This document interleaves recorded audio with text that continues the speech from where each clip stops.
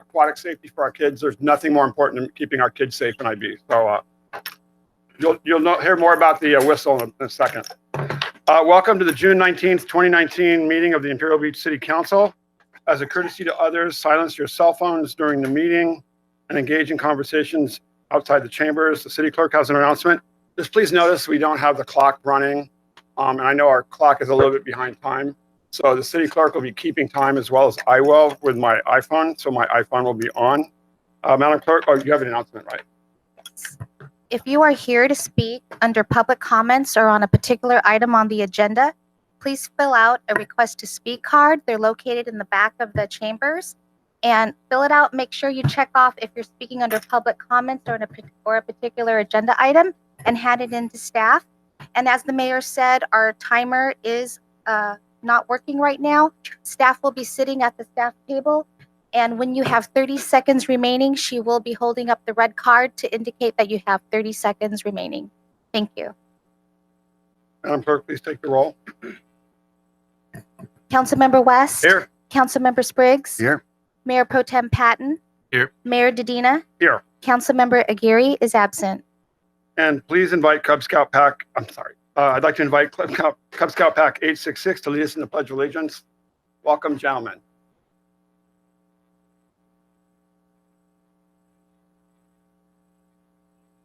Yeah. Not this thing. Okay.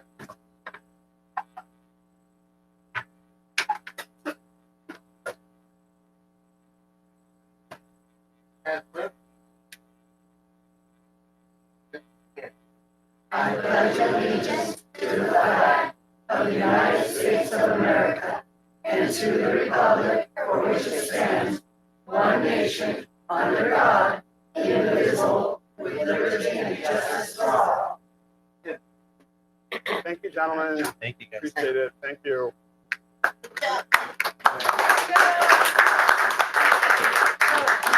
So now we have updates from council members, starting with Mr. West.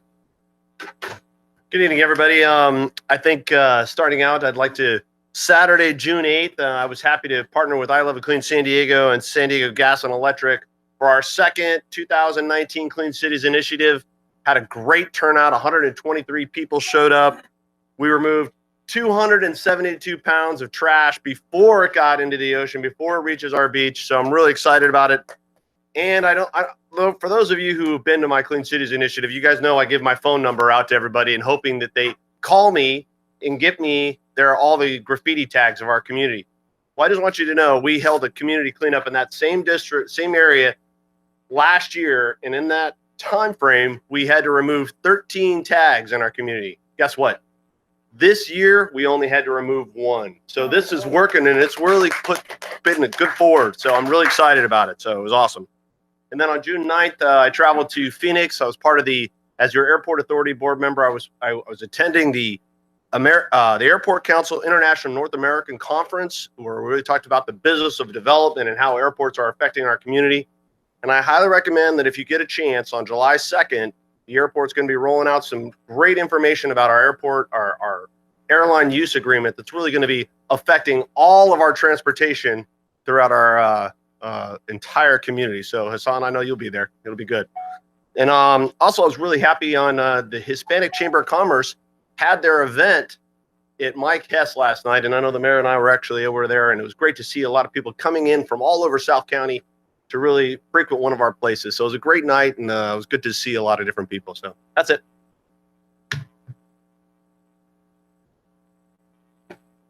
Thank you, Mr. Spriggs. Thank you, Mr. Mayor. This is for the general public as well as my colleagues on the council, so that my colleagues on the council especially know that I'm not loafing. We never thought. On Monday the 10th, that was a week ago Monday, the city manager and I represented Imperial Beach at the monthly League of California Cities San Diego Division business meeting. And we made a presentation as requested on the agenda on 2 items. One was what is an update on cross-border pollution, what its effects are, and what we're doing about it.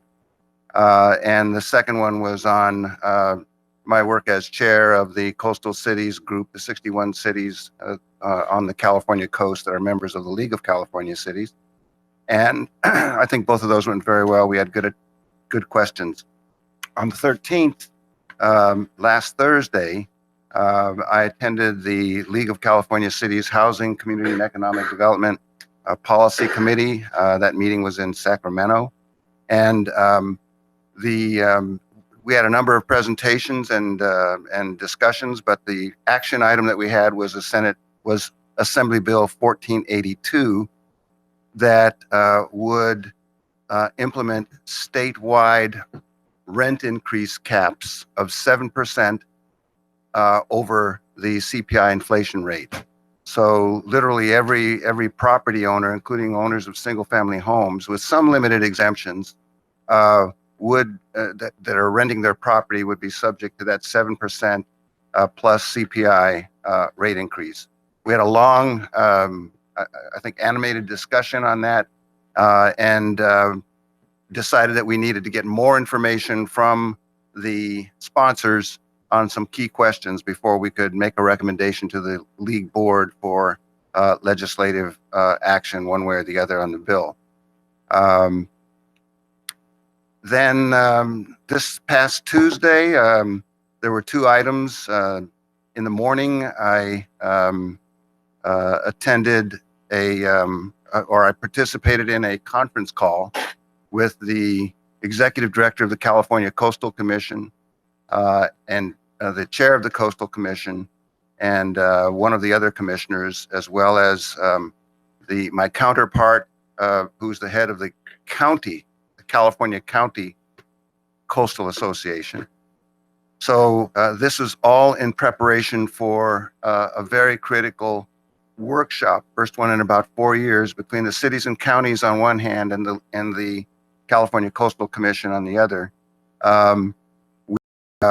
We were reviewing an agenda that I had made a number of suggestions for improvements of the process, so that the cities and counties would put our case forward first before hearing all the policies of the Coastal Commission, which we know already. The idea is to get across our concerns as local jurisdictions to the Coastal Commission and have them address those concerns. And I think we were successful in getting that process and that agenda accepted by everybody in that call Tuesday morning.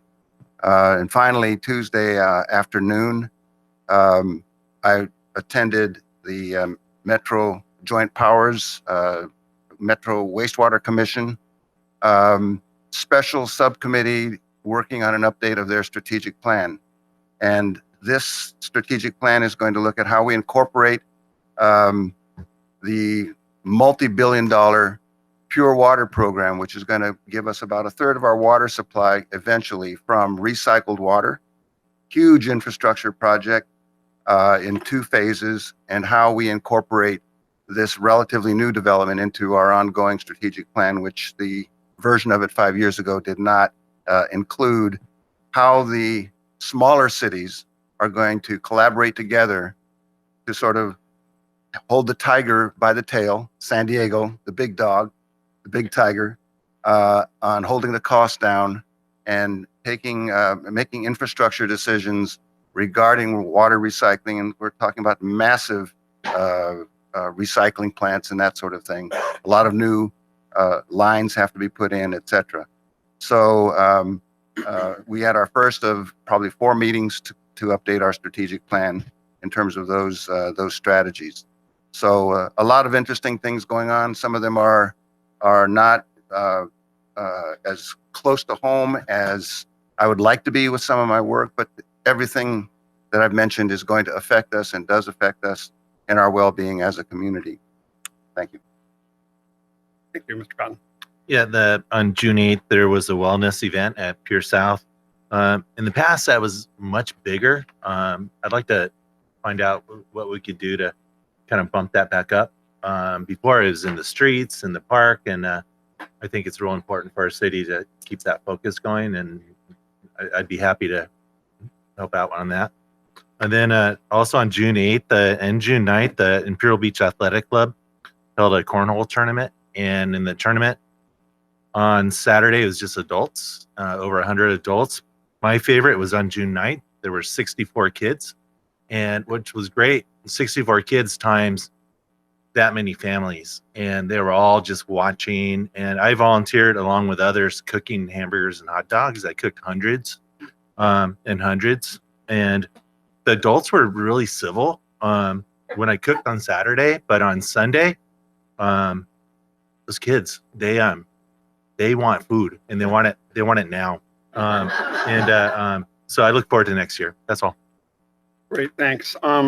So in the last 2 weeks, there's been some important meetings on water quality. 2 weeks ago, there was a meeting held by the EPA in the city of Coronado and with stakeholders from federal agencies and including the International Boundary and Water Commission, City of San Diego, County of San Diego, City of Imperial Beach. And the EPA and the North American Development Bank released the sort of results, it's a draft results of a feasibility study they did on looking at what investments should be made on both sides of the border to actually stop a lot of the flows of sewage that are coming across, at least in the canyons and then in the main river channel. So that was good. The price tags actually, as Mayor Faulkner emphasized, weren't what we thought they were. They're actually a lot lower. So I think that was good. So what the follow-up is that we're going to have sort of a working group of the mayor of San Diego, the mayor of Coronado, Chula Vista, the port, and City of San Diego, and other agencies, including IB, to really identify what those priorities should be. I think what we emphasized was whatever makes the water cleanest and stops the pollution the most is what we need to do. So, but it was really good to have a full house there. I really appreciate the leadership of Mayor Faulkner, who was in Washington yesterday and met with President Trump to talk about Tijuana River issues. So that's really appreciated. As well as I think there was a meeting with the ambassador of Mexico as well on behalf of chamber folks. I'm not sure if Mayor Faulkner was there, but that's really helpful as well. Right after that meeting, I flew to Cabo for the North American Mayor Summit. It was convened by the Secretary of State of Mexico. That meeting included mayors from Mexico and the United States, as well as 3 cabinet secretaries, the Secretary of the Economy, Secretary of the Interior, which is like called Gobernación, but it's translates interior, but it's really about kind of the person who's like the COO of the government, and as well as the Minister of Culture, who was really interested in our Cali Baja Arts Festival. Turns out this Minister of the Economy of Mexico has been to IB, stayed at the house of Denise Duchesne, our senator who lives on Evergreen, and as well as knew the issue of the Tijuana River, and Senator Duchesne had talked to her about it. So that was good. Met with the Chief of Staff of the Foreign Minister, as well as the ambassador for North America for the Foreign Ministry, who's been tasked with solving the problem, in 2 meetings with him, as well as with Kevin Faulkner and him as well. So, we kept pushing and bringing this issue up. And so, hopefully the president of Mexico was there and committed to binational cooperation and doubled down on it. And so given the issues with the United States and Mexico now and border issues, it seems to me the message from Mexico is they're going to continue working with the United States. So that was really nice to hear, and no animosity. And right when this NAFTA and migrant issue was being literally negotiated in Washington between the foreign minister and our Secretary of State, it was really great. So I think, we just have to keep those lines of communication open. And then this week I met with a new chief will be the person who will run Tijuana's sewer system. He's actually, for the first time in a long time, an engineer, a sewage treatment engineer, who has experience running sewer systems. What I think was refreshing is he really underscored, and I'd met with him before, his nephew lives in Imperial Beach, which is nice. So IB is the center of all things on the border. And so that's helpful. And so speaks English fluently. And what he really emphasized is that there's a lot of things that aren't being talked about. They're a lot cheaper than some of the solutions that are bandied about. And he really emphasized that we don't need to throw money at the problem. We need to come up with the appropriate fixes and deal with the things, just including the right kinds of pumps and pump stations. And so that was really refreshing. He's looking to IB to support in leadership and identifying what are some of the issues that we need to be fixed. So I found that really refreshing.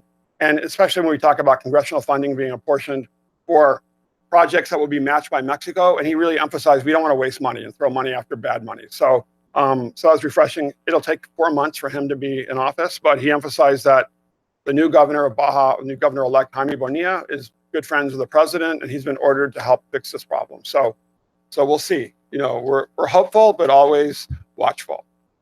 So with that, I Hey, think. Mayor, do you want to mention Senator Hueso's $15 million as well? Why don't you mention that? Yeah, sure. Nice. So our senator from this area actually that got through the Senate and appropriated the budget. So we've got $15 million that's going to be coming to the Tijuana River Valley. Thank you, Senator Ben Hueso. So, Great, yeah, we'll thank take you. anything. Anything else you want to mention on that? Okay, great. I want to keep track of all the stuff. Great, and we have comments from Assistant City Manager Dush.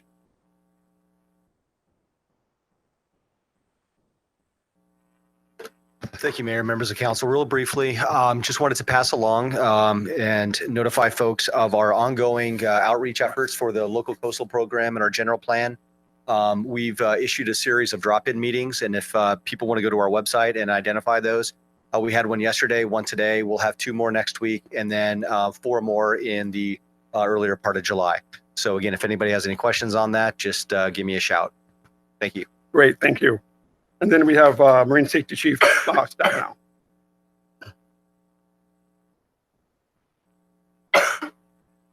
Good evening, Mayor, Council. I want to brief you about some changes we made to the website. I think are very significant and get a lot of good information out to the community. The main thing we put on there was how the city is going to respond to water closures and advisories, and the procedures that lifeguards take, and also DEH in regards to how do we open it, how do we close it. Within the procedure, we give a description of the areas from Border Field all the way to Coronado, how they're impacted, sources of contamination, where they come from, Tijuana River, San Antonio de los Buenos, wet and dry conditions. We got informative tools that people can look at to get different types of data from plume tracking, also forecasting, and the Tijuana River flow. Ocean water sampling and posting. That's what people are really concerned about. Gets a lot of information on who does what in regards to that. DEH and their response to any type of change in water conditions, lifeguards response, community notification. What a lifeguard, how do we get the information out to everybody so they know it's posted and it's contaminated, and enforcement and who enforces that. And of course that comes down to lifeguards. We have the authority and the discretion to use that how we feel fit. So I like everybody hopefully get a chance to go on the city website and look at that. We also put a new brochure. The brochure we hand out to everybody in the community when on the beach, that's on the website. You can download in regards to DEH and what all the signs mean. Chief, thanks so much for doing that. I think it's important that we put that out, because I think there was some disconnect amongst our community and how we were actually opening and closing the beaches. And I want to make sure that your leadership actually put that out and gets that out to the public so you can see exactly what we're actually going through to make sure that the beaches are open and closed in a safe and timely manner. So thank you so much. I really appreciate that, Chief. Yeah, you're welcome. Thanks. And if anybody has any questions, feel free to contact me directly, and Maybe I you can put that on answer the those for you. city Facebook page and social media. On Great. Facebook too, yeah. Mr. Hall. Yes, Mayor and Council, we are seeking approval to amend the agenda in a couple of different ways tonight. Before we start, I think sorry. we're trying to enforce public safety and fire code ordinances. So blocking the exit door, I think, is something that we want to avoid. To block the exit. We're not picking any. I think we just want to make sure that the fire exit and the safety exit's not blocked.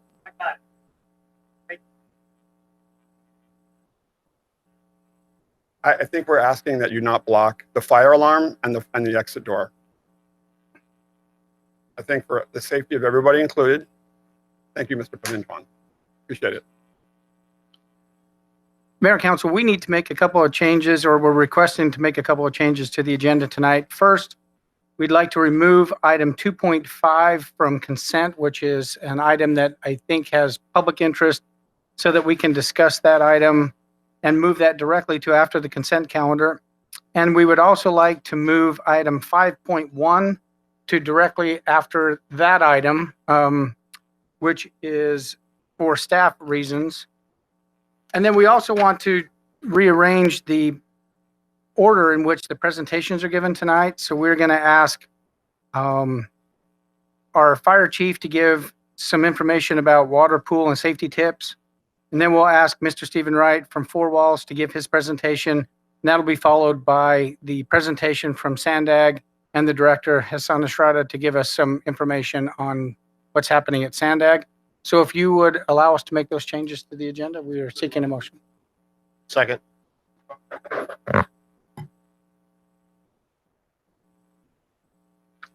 Motion carried unanimously by those present, Aguirre absent. Great. And then we have speaker slips. We have David Lancaster. Is David Lancaster here?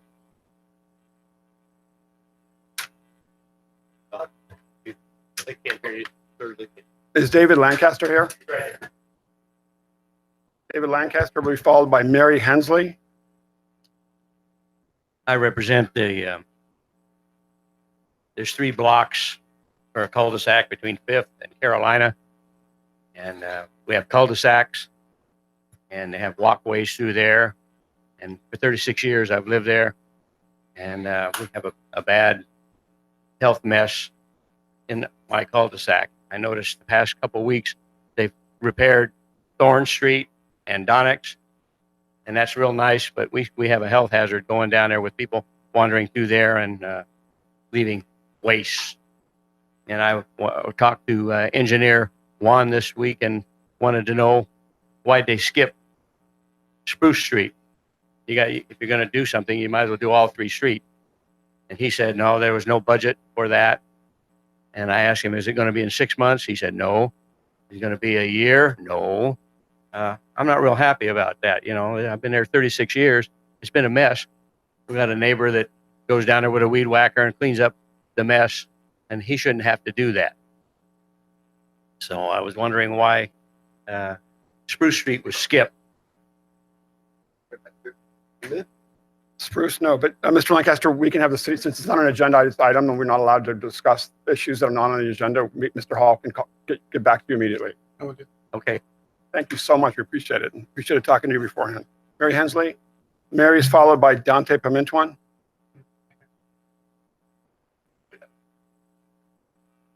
My name is Mary Hensley. I have 2 homes here in Imperial Beach, pay property taxes on both of them.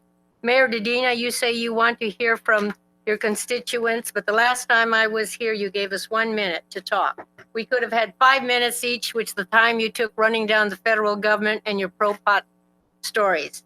The pro-pot people who spoke here were mostly from San Diego, Chula Vista. If you're speaking on marijuana, there's an agenda item on marijuana. Okay, why can I speak about it? Well, if you want to speak on the agenda item on marijuana, we're going to make the decision. We're not speaking about on marijuana right now, but I can speak about it later? Yeah, of okay, course. well then let me speak about Paloma Aguirre. She's not here? Yeah, her father just died, so she's not here. Okay, so She's at her please father's give her, funeral. can I please give her this message? Her big sign said, let me see where it is. I got everything all changed here because she's not here. Okay, she said she had a poster posted on the internet saying a filthy 4-letter word, Trump, okay? And it said blank trip, Trump. I won't say the word that she said that she used. This is a military town, and that is Trump is our commander-in-chief. Whether you like him or not, he is still our commander-in-chief. Attitudes like that is why our nation is divided. What an example to our youth, that any political opponent that you don't agree with, that you just don't have a civil dialogue with them, but you just say F Trump. By cursing our commander-in-chief, she insulted half of this nation and every member of the military in this community, in this country. She needs to go down to Arlington National Cemetery and any military installation and hold up her sign cursing our commander-in-chief. You can't do that in another country. It took the blood of patriots to give her this freedom of speech. My entire family is a military family. My father served in World War I. My brother-in-law served in World War II. One fought at the Battle of the Bulge. My husband served in Korea and fought with the Special Forces in Vietnam. My children both served in the army, and my grandson fought in Iraq. Every time she insults our commander-in-chief, she insults them, and she insults every single member of every part of the United States military. So please tell her in the future, if she doesn't like Trump, to do it in private, but don't do it on the internet, because our kids see this, and that's why we have this problem in our nation today. Thank you. Thank you. Dante Pimentuan.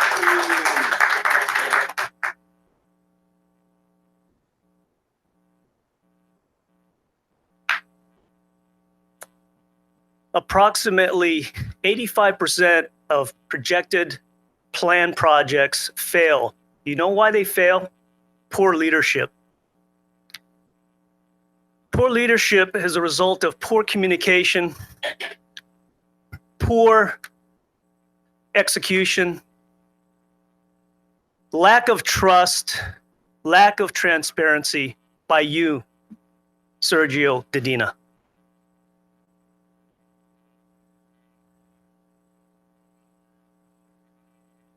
I've been following your political career since 2014.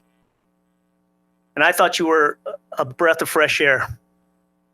But after the Welcoming Cities Proclamation and all these other land grab ideas that you have with your Wild Coast organizations, and along with Paloma Aguirre, I'm calling you out on that. If Imperial Beach falls, every other beach town and coastal area will be next. Our LCP can be amended with the city of Del Mar's using this resolution. If I recall, State Senator Tony Atkins just was able to approve some money, grant money, for the city of Del Mar, millions of dollars. They were able to submit their LCP with this ordinance in there, and they were able to get money. So I'm asking every city council member here, including you, Mayor, to consider an ordinance similar and mirroring City of Del Mar for our LCP plan regarding removing the language of managed retreat and eminent domain.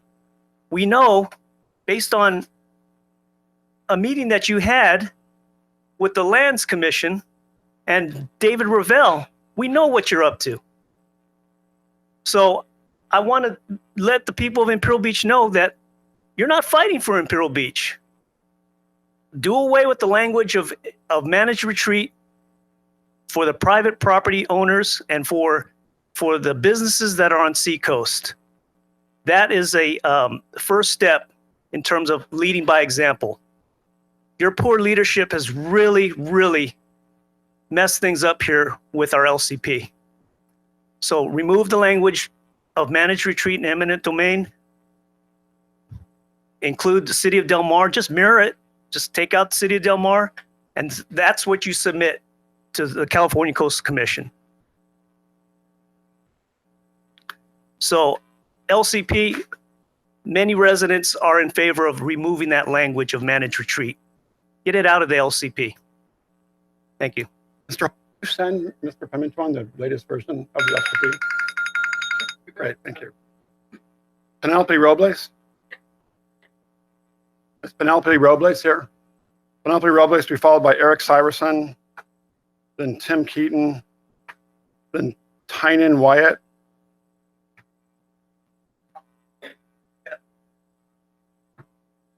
Hi guys, I'm here today on the behalf of dogs. I go to the local dog park. Been going there for about a year or so now. I didn't know that the dog park had been around for more than 5 years. I didn't know that you guys had years of planning before that. I do know that in March, I reached out and said, hey, I'd like to know a little bit more. Got referred to a couple of workshops. Kind of missed some of them because they're not on the Imperial Beach Facebook page or on the actual website. The ones I did go to, I kind of missed a lot. There wasn't very much going on about the park, more about the dog park, more about the park in general. I asked about information on renovations. people, of course, would like to know what's going on. We have a Facebook page. All I got told is we have renovations. Renovation signs went up.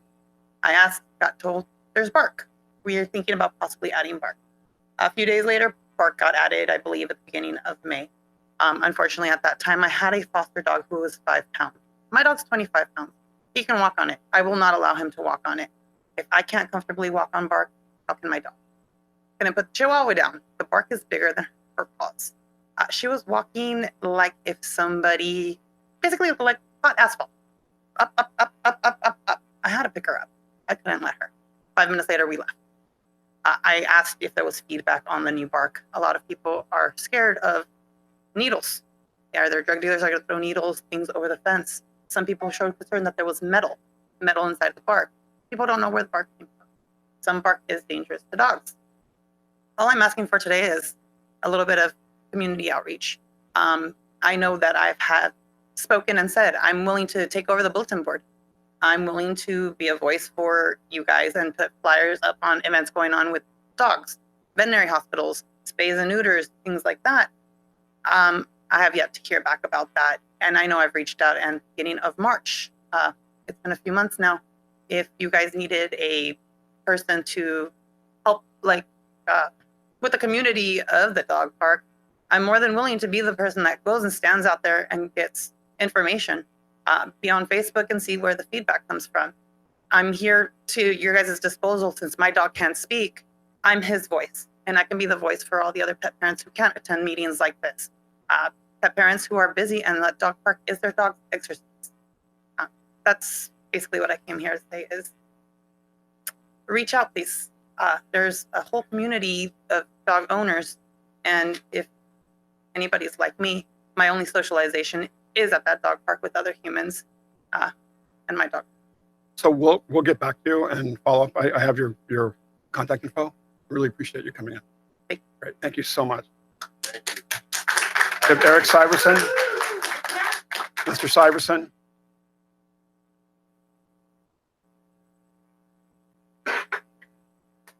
Thank you, Eric Syverson, Imperial Beach native and current resident. A couple comments in terms of the California coastal cities and the LCP.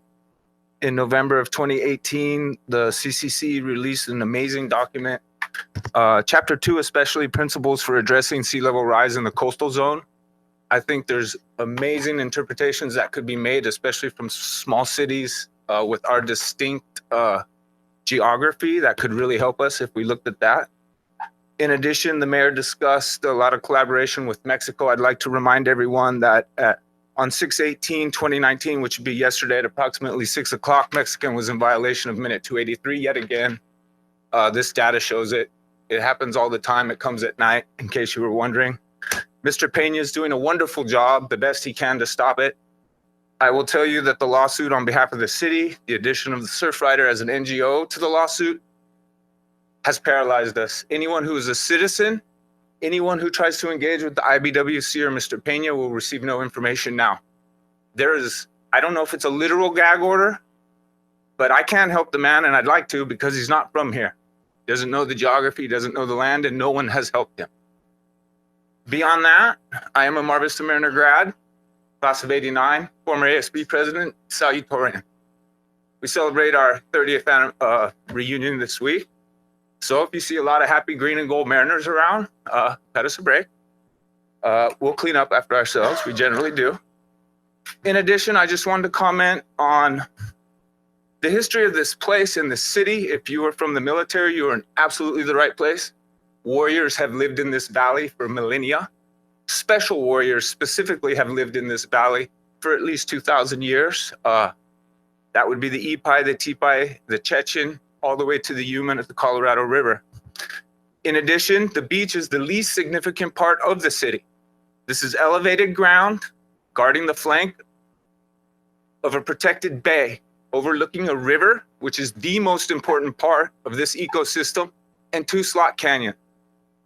It is geographically right now the single most important piece of land on Earth and is actively being fought over 2 miles in that direction with a beautiful new wall that everyone can see. I really wish our city would engage the Trump administration. I did not vote for Mr. Trump. However, because of your reluctance to, I have helped people. And I can guarantee you that Mr. Faulkner did not make that meeting with Mr. Trump. Mr. Trump requested Mr. Faulkner's presence. Thank you. Thank you. Mr. Keaton.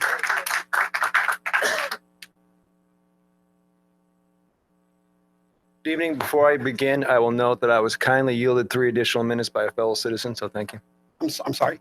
I was kindly yielded 3 additional minutes for my speaking. No, sorry. We're just doing public comment right now. We have a full agenda, so. So I do not get 3 additional minutes? No. When do my 3 minutes start? No. Okay, thank you, sir. Members of the council, city staff, Mr. Mayor, I'd like to read into the record some comments made by the mayor regarding the California Coastal Commission managed retreat and the local coastal program, since many in IB may not be aware of them. Quote, the Coastal Commission's authority is limited to certifying our LCP amendment as consistent with the broad policies of the Coastal Act or to making specific findings why it is not consistent with the Act. The Commission is limited to only suggesting modifications and cannot dictate changes. The city remains free to accept or reject any such suggested modifications, including as to manage retreat. Wow, good on the mayor for striking a blow against state-level attempts to intrude on local Excuse me, autonomy. and you mean the city made those comments? I'm sorry, sir? You mean the city made those comments? So that was a city statement. You'll find out, sir. Okay. All right. Neither the Coastal Act nor the Coastal Commission has adopted a policy regarding managed retreat and LCPs. The only requirement is that it be studied and that the city has done that. Exactly right, Mr. Mayor. The city will resist all attempts by the Coastal Commission to force managed retreat. A final quote. Coastal Act and the Commission's guidance documents are clear that it is a local policy decision how to balance competing interests and is for the city to choose which adaptation strategies to adopt for our city within the broad boundaries of the Coastal Act. Right on, Mr. Mayor, our city, our choice. Now, some of you may be thinking to yourselves, this doesn't sound very much like the mayor. However, I assure you that this brave and defiant stance in support of our city's city rights was indeed taken by the mayor of Del Mar. What exactly does the mayor of IB, as well as the rest of the city council for that matter, think about the LCP in general and managed retreat in particular? Well, we don't really know. While it is fine and well that city staff have come to this podium to express their personal opinion that the council will not vote on a version of the LCP containing managed retreat as a mitigation strategy, no one really knows what the council will or will not vote on until they actually vote. What is billed as the final LCP draft posted on the city website has this to say about managed retreat. The city does not consider it a viable or necessary adaptation strategy in the foreseeable future. Unfortunately, this sounds less like a denunciation of managed retreat for IB than it does a deferral of managed retreat for IB to some undetermined point in the future. It'd be much more instructive and reassuring if the people who are actually going to vote on the LCP stated their intentions in this regard. Instead, since last fall, we have had virtually no city council member participation in any of the city-sponsored LCP public workshops or city managers' copies despite repeated requests for their presence. This has resulted in city staff taking many verbal jabs and absorbing citizen frustrations more appropriately focused on the elected policymakers. Maybe that was by design. Despite being one of the hottest local political issues of last year and this year, the silence of the city council on the LCP and managed retreat is deafening. Mr. Keaton, you're out of time. I request reconsideration of my 3 minutes, sir, given your question. You have 10 seconds. Thank you, sir. Thank you for your time. Mr. Wyatt. Tynan Wyatt. Hi, I'm Tynan Wyatt. I'm a physician here in the South Bay. I completed my residency at Shrubs, San Ysidro, and at Imperial Beach Clinic. I just first want to say this is my first time speaking at one of these events, and it's great to see the passion, direct democracy. Kudos for all of you being willing to listen to so many people's opinions.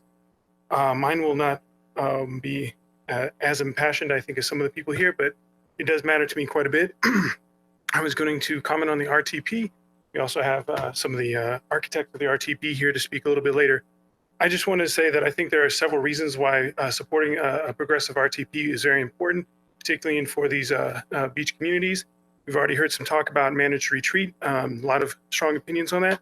But just environmentally, with a strong support for progressive RTP with transportation corridors, there's a lot of greenhouse gas goals that are set by the state that we are supposed to meet throughout our San Diego communities. And so it's very important, especially being coastal communities such as Imperial Beach. It's very important. There's also economic reasons, I think, why it would also be beneficial. We all know San Diego has a housing crisis from top to bottom. And if we do have a more increased density, we're going to need a way to get people around. And I think we all do not enjoy the morning traffic headed from the South Bay up to the north. So having better transportation options is going to be an economic thing that allows more people to live here more comfortably and get around, have more business. People can get to businesses when they need to and how they need to. Finally, there's more of an intangible topic by supporting progressive RTP. I think that most people would say that when they feel free and safe to walk in their cities, to bike from place to place, that will increase the quality of life in our communities here in the South Bay. There's also air pollution. As a physician, this is important to me. Asthma is a huge concern. We also have T1 nearby. Can't affect their air quality, but we can affect ours. Economic diversity in the communities, it's important. We don't want every coastal community to become a place where you can only live if you are a physician or if you are some other very high income earning person. So I think having the RTP with transportation options is going to be very important for people to be able to get around. And finally, I also think that oftentimes we find people with disabilities, it's very difficult for some people to drive. Having transportation options such as buses, trolleys, possibly other options like small shuttles or even Uber rather than personal home ownership can be important from getting people place to place, or even sidewalks that allow people to use wheelchairs, electric scooters, things of that nature. I think RTP is the way to go. I really hope that you're able to count on your vote in Sandag. And thank you. That's all I have to say. Thank you so much. We really appreciate it. No problem. Mr. Randy Farrell. And then Mr. Farrell, Rose Napoleon doesn't want to speak. Is that correct? That's correct. She just wants supports. She says support. she That's supports you on behalf of support Randy Farrell. Okay. Yes, sir. Right. Good evening, everyone. Go ahead. We're here to resume and try to follow up on the help for Siesta Trailer Park that's being sold. I don't know if they could do a moratorium on that property to get equal compensation that's fair due by the residents' rights of the state of California. And we're pursuing that. Andy has helped somewhat, and we're still seeking more help to get, the right direction for the people. We've been there 20 years. That's a long time. That's 2 decades, and helping in the city also. There's been a lot of problematic things in there with the management and the owners of that park, possibly in judicial justice system, legal and accurate according to the law. And we want to pursue that also. I don't know who I'm going to have to address for that, but the other tenants are concerned with that also, the residents. That's pretty much all I'm going to say right now, because we haven't progressed too much at this time, but we're seeking more help, please. Mr. Farrell, so we've asked the city manager. I think you followed up with him already. We've been in communication. We'll But continue. we'll make sure Yes, the next sir. we get in connection with state authorities who oversee trailer parks. The state authorities. Yeah, the state of trailer. When you Yeah. sorry, we've been- Yeah, he's aware that the trailer parks are under the jurisdiction of the state, and we're Correct. trying to make sure that we get the right representation for them, and we've been working on that. Right. Correct. We'll continue to do that. Thank you, sir. thank you, Mr. Farrell. Have a good evening. Yes, sir. Andy, do you think it might be, if your assembly member Gloria, have you put him in touch with Yeah, some of our perhaps. state? I'll reach out to that office as well. That's Yeah. what I do. Great, and no more public parks, right? Great, and now we have item, what's 1.3, Water Watchers, Water and Pool Safety Tips by Fire Chief John French. Time to start. 3 minutes. 3? Okay. Honorable Mayor, City Council, I bring a real important issue to you guys tonight. Drowning is a leading cause of preventable death in youths in our county and even nationwide. So San Diego County Fire Chiefs, along with the Prevent Drowning Foundation and the County of San Diego. So this is a countywide campaign. And what we're doing is we're going to have banners like the one here. And 2 other versions of it posted around the city all summer long. Right. Because most of these drownings happen during the months of June, July, and August. And most of them happen in backyard swimming pools. In our city right here, we have about 200 swimming pools. So if we could prevent 1 death, then we've done our job. Some of the other banners, like this one here, children drown without a sound, watch kids around the water. So when these kids are bobbing up and down in the water, they can't scream, they're gasping for breath. So some of the other ones are children should learn to swim at an early age. And by going to the Prevent Drowning Foundation website, they have pools in there that the kids can learn how to swim and what pools are open and things like that. So the parents can go to that link there. And there's even scholarships and things like that if the families can't afford to send their kids to swim lessons. Another one of the... So wait, we have scholarship money available for make sure kids in IB can do free swimming lessons. Yeah, through the Prevent Drowning Foundation. Okay, so let's make sure we really emphasize that and get that information out there. That'd be great. Yeah, that's really, really important. It's pretty easy to see on the website too. So yeah, it right. actually just goes right to it. Clicks in. So nice. you'll see banners like this all around town. Another one of them, the slogans is a child can drown in the time it takes to send a text. Yeah. So what we're going to do is pass out to everybody in the audience is water and pool safety tips in both English and Spanish. And along with that, you guys saw the whistles with a pool tag. On these tags, there has to be a responsible adult with this tag at every pool. If you go online and see some of the videos of these kids drowning from surveillance cameras, it's just disgraceful. There's kids in the water, there's people on the pool decks, and these kids are drowning and nobody's watching them. So with this campaign, whoever has this should be responsible. No cell phone with them, no texting, no drinking, no socializing. Their main goal is to watch the pool. And on the back of this card, it has 3 tips for them. Keep a constant watch on all children in and around the water. Do not be distracted by electronic devices or socializing. Only be relieved from an adult by another adult water watcher. So county chiefs, along with the other organizations that I said, are plastering this around. Because if you look at the numbers of pool drownings, not only the ones that died, but of the ones that are near drownings, which I consider drownings, there's thousands of kids nationwide. If they don't drown, they might end up with, brain damage or, irreversible damage. So we feel that this is an important campaign, and we're going to put this on our website and Facebook and all that and get this out here. So we'll have these pool tags available all year long, not just during the summer months. Being in Southern California, it's nice year round. Thank you. And we don't have our social media communications event person, but maybe hopefully we can do some Facebook ads and really get this out. Make sure every resident IB gets this information and do it in English and Spanish as well. And make sure we really target also apartments that have pools.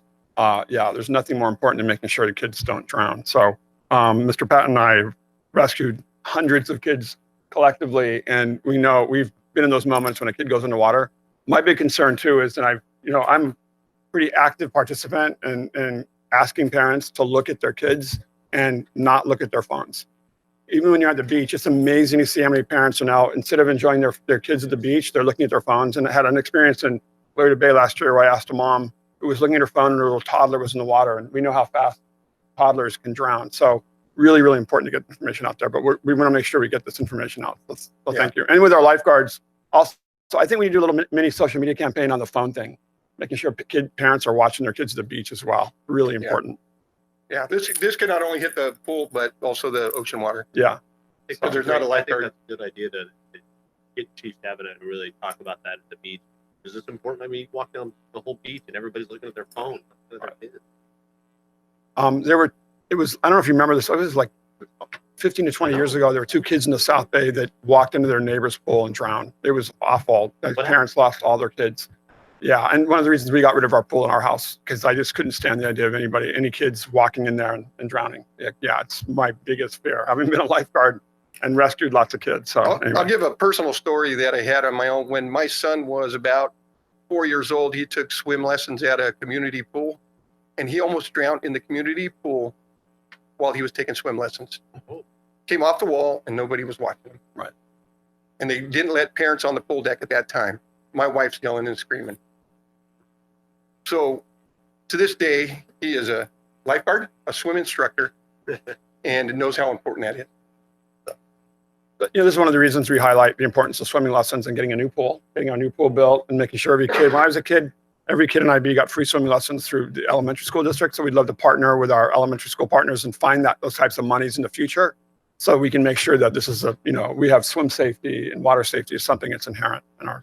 I think this goes back to that whole the recreational service area for our whole area for South County, because this is an IB. This is all of ours, and they've got some of the they got pools ready that we can do with that. So, yeah, good. Thank you so much. All right, appreciate it. Thanks. Thank everybody for doing that. Now, we have item 1.2, presentation of the border impact bond by Stephen Wright, co-director, Four Walls International, and you have less than 10 minutes. Thank you, everyone. It's an honor to be here. I've been very lucky enough to work with great organizations like Surfrider, like Wild Coast. I've been lucky enough to work with the city of Imperial Beach. I'm grateful to be here talking about this tonight. I just want to say that thank you for your leadership. It's been awesome to see how this town's represented, not just on a local level, but also on a national and international level. It's awesome, and people should be really grateful and maybe not know how lucky they are. Border Impact Bond creates jobs and economic incentives for solid waste and sediment in Tijuana to reduce government spending in California while improving the public and environmental health on both sides of the line. Four Walls International has, You have to.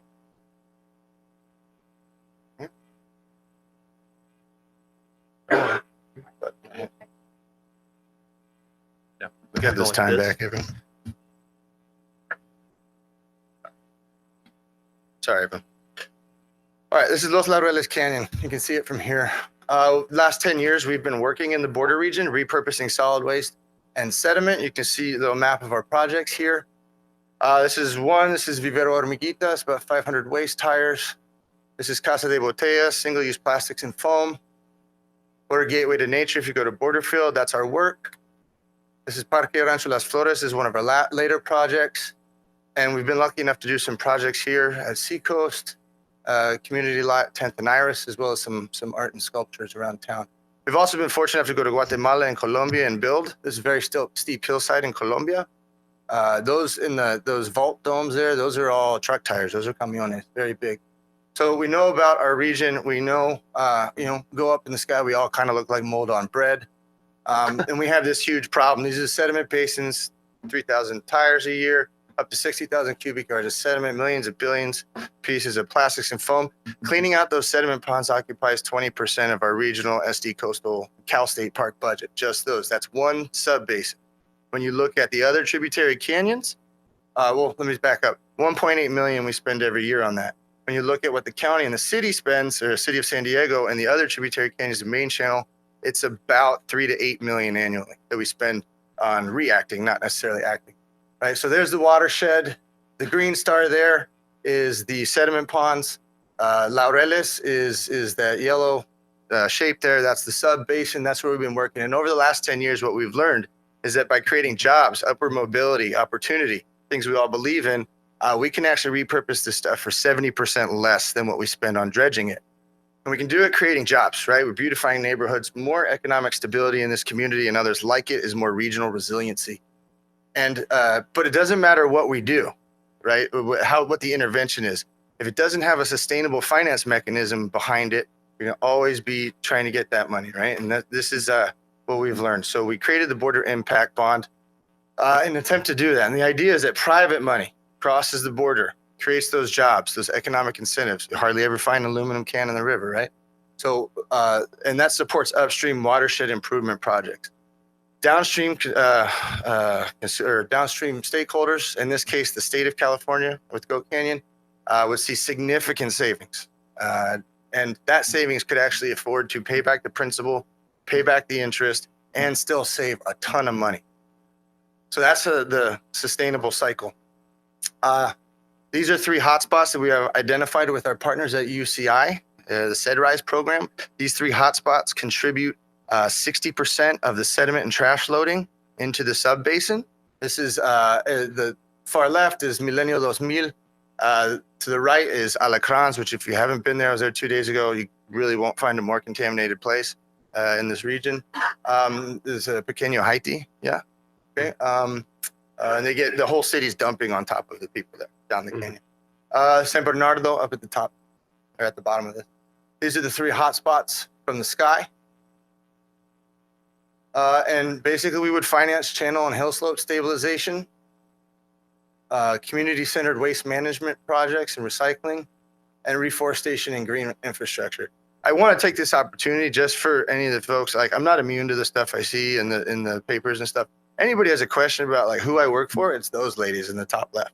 Okay. The one in the bottom left, that's Betty. She's 70 and she swings a 12-pound sledgehammer.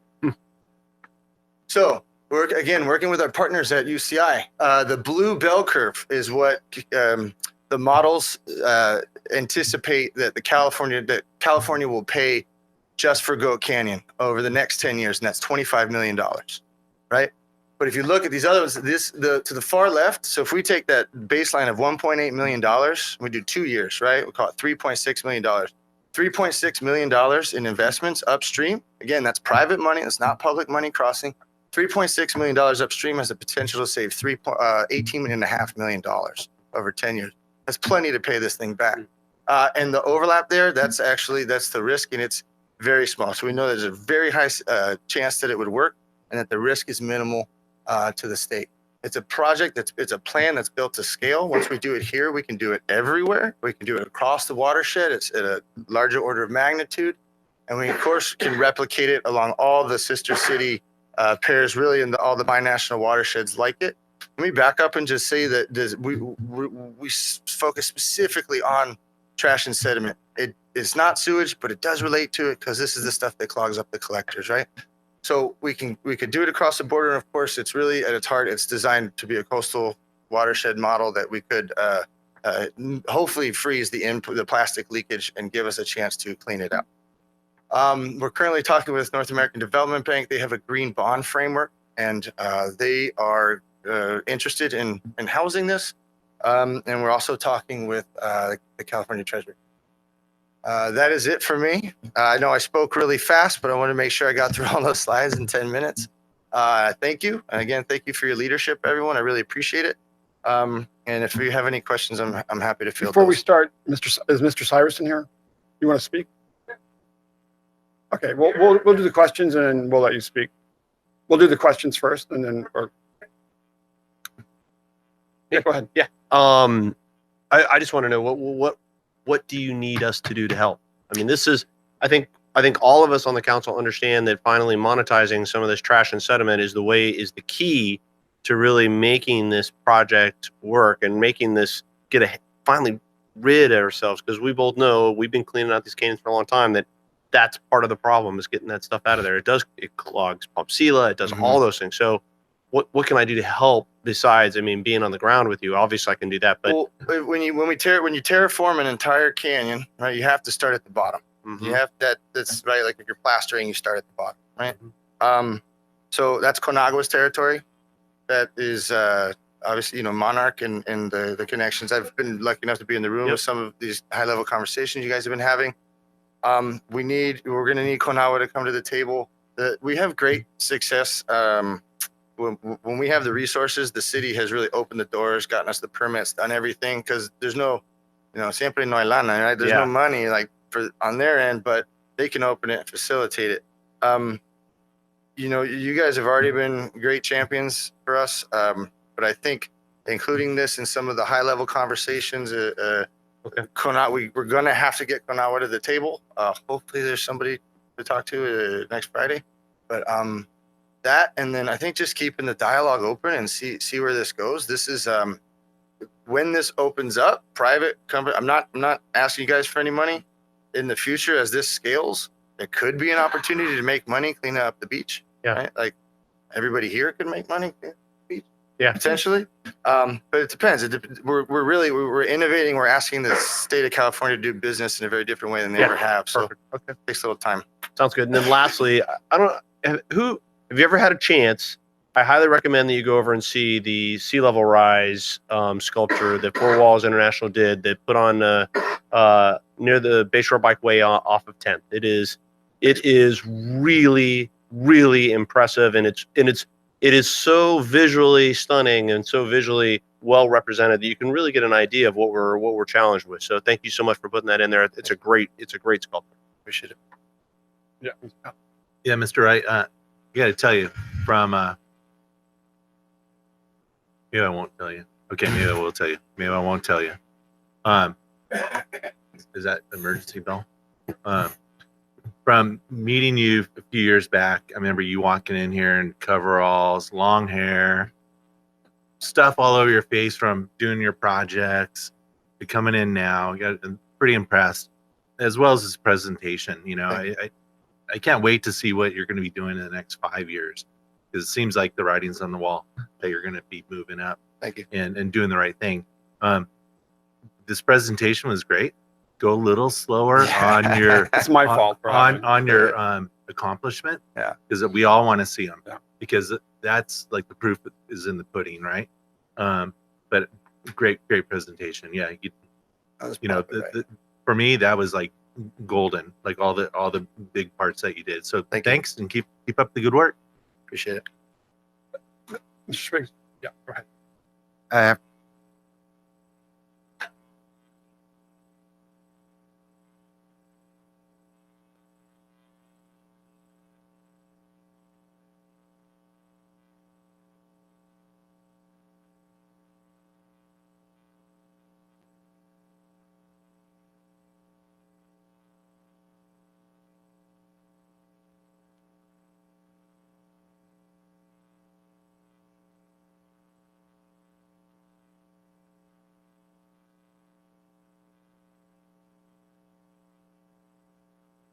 I appreciate that.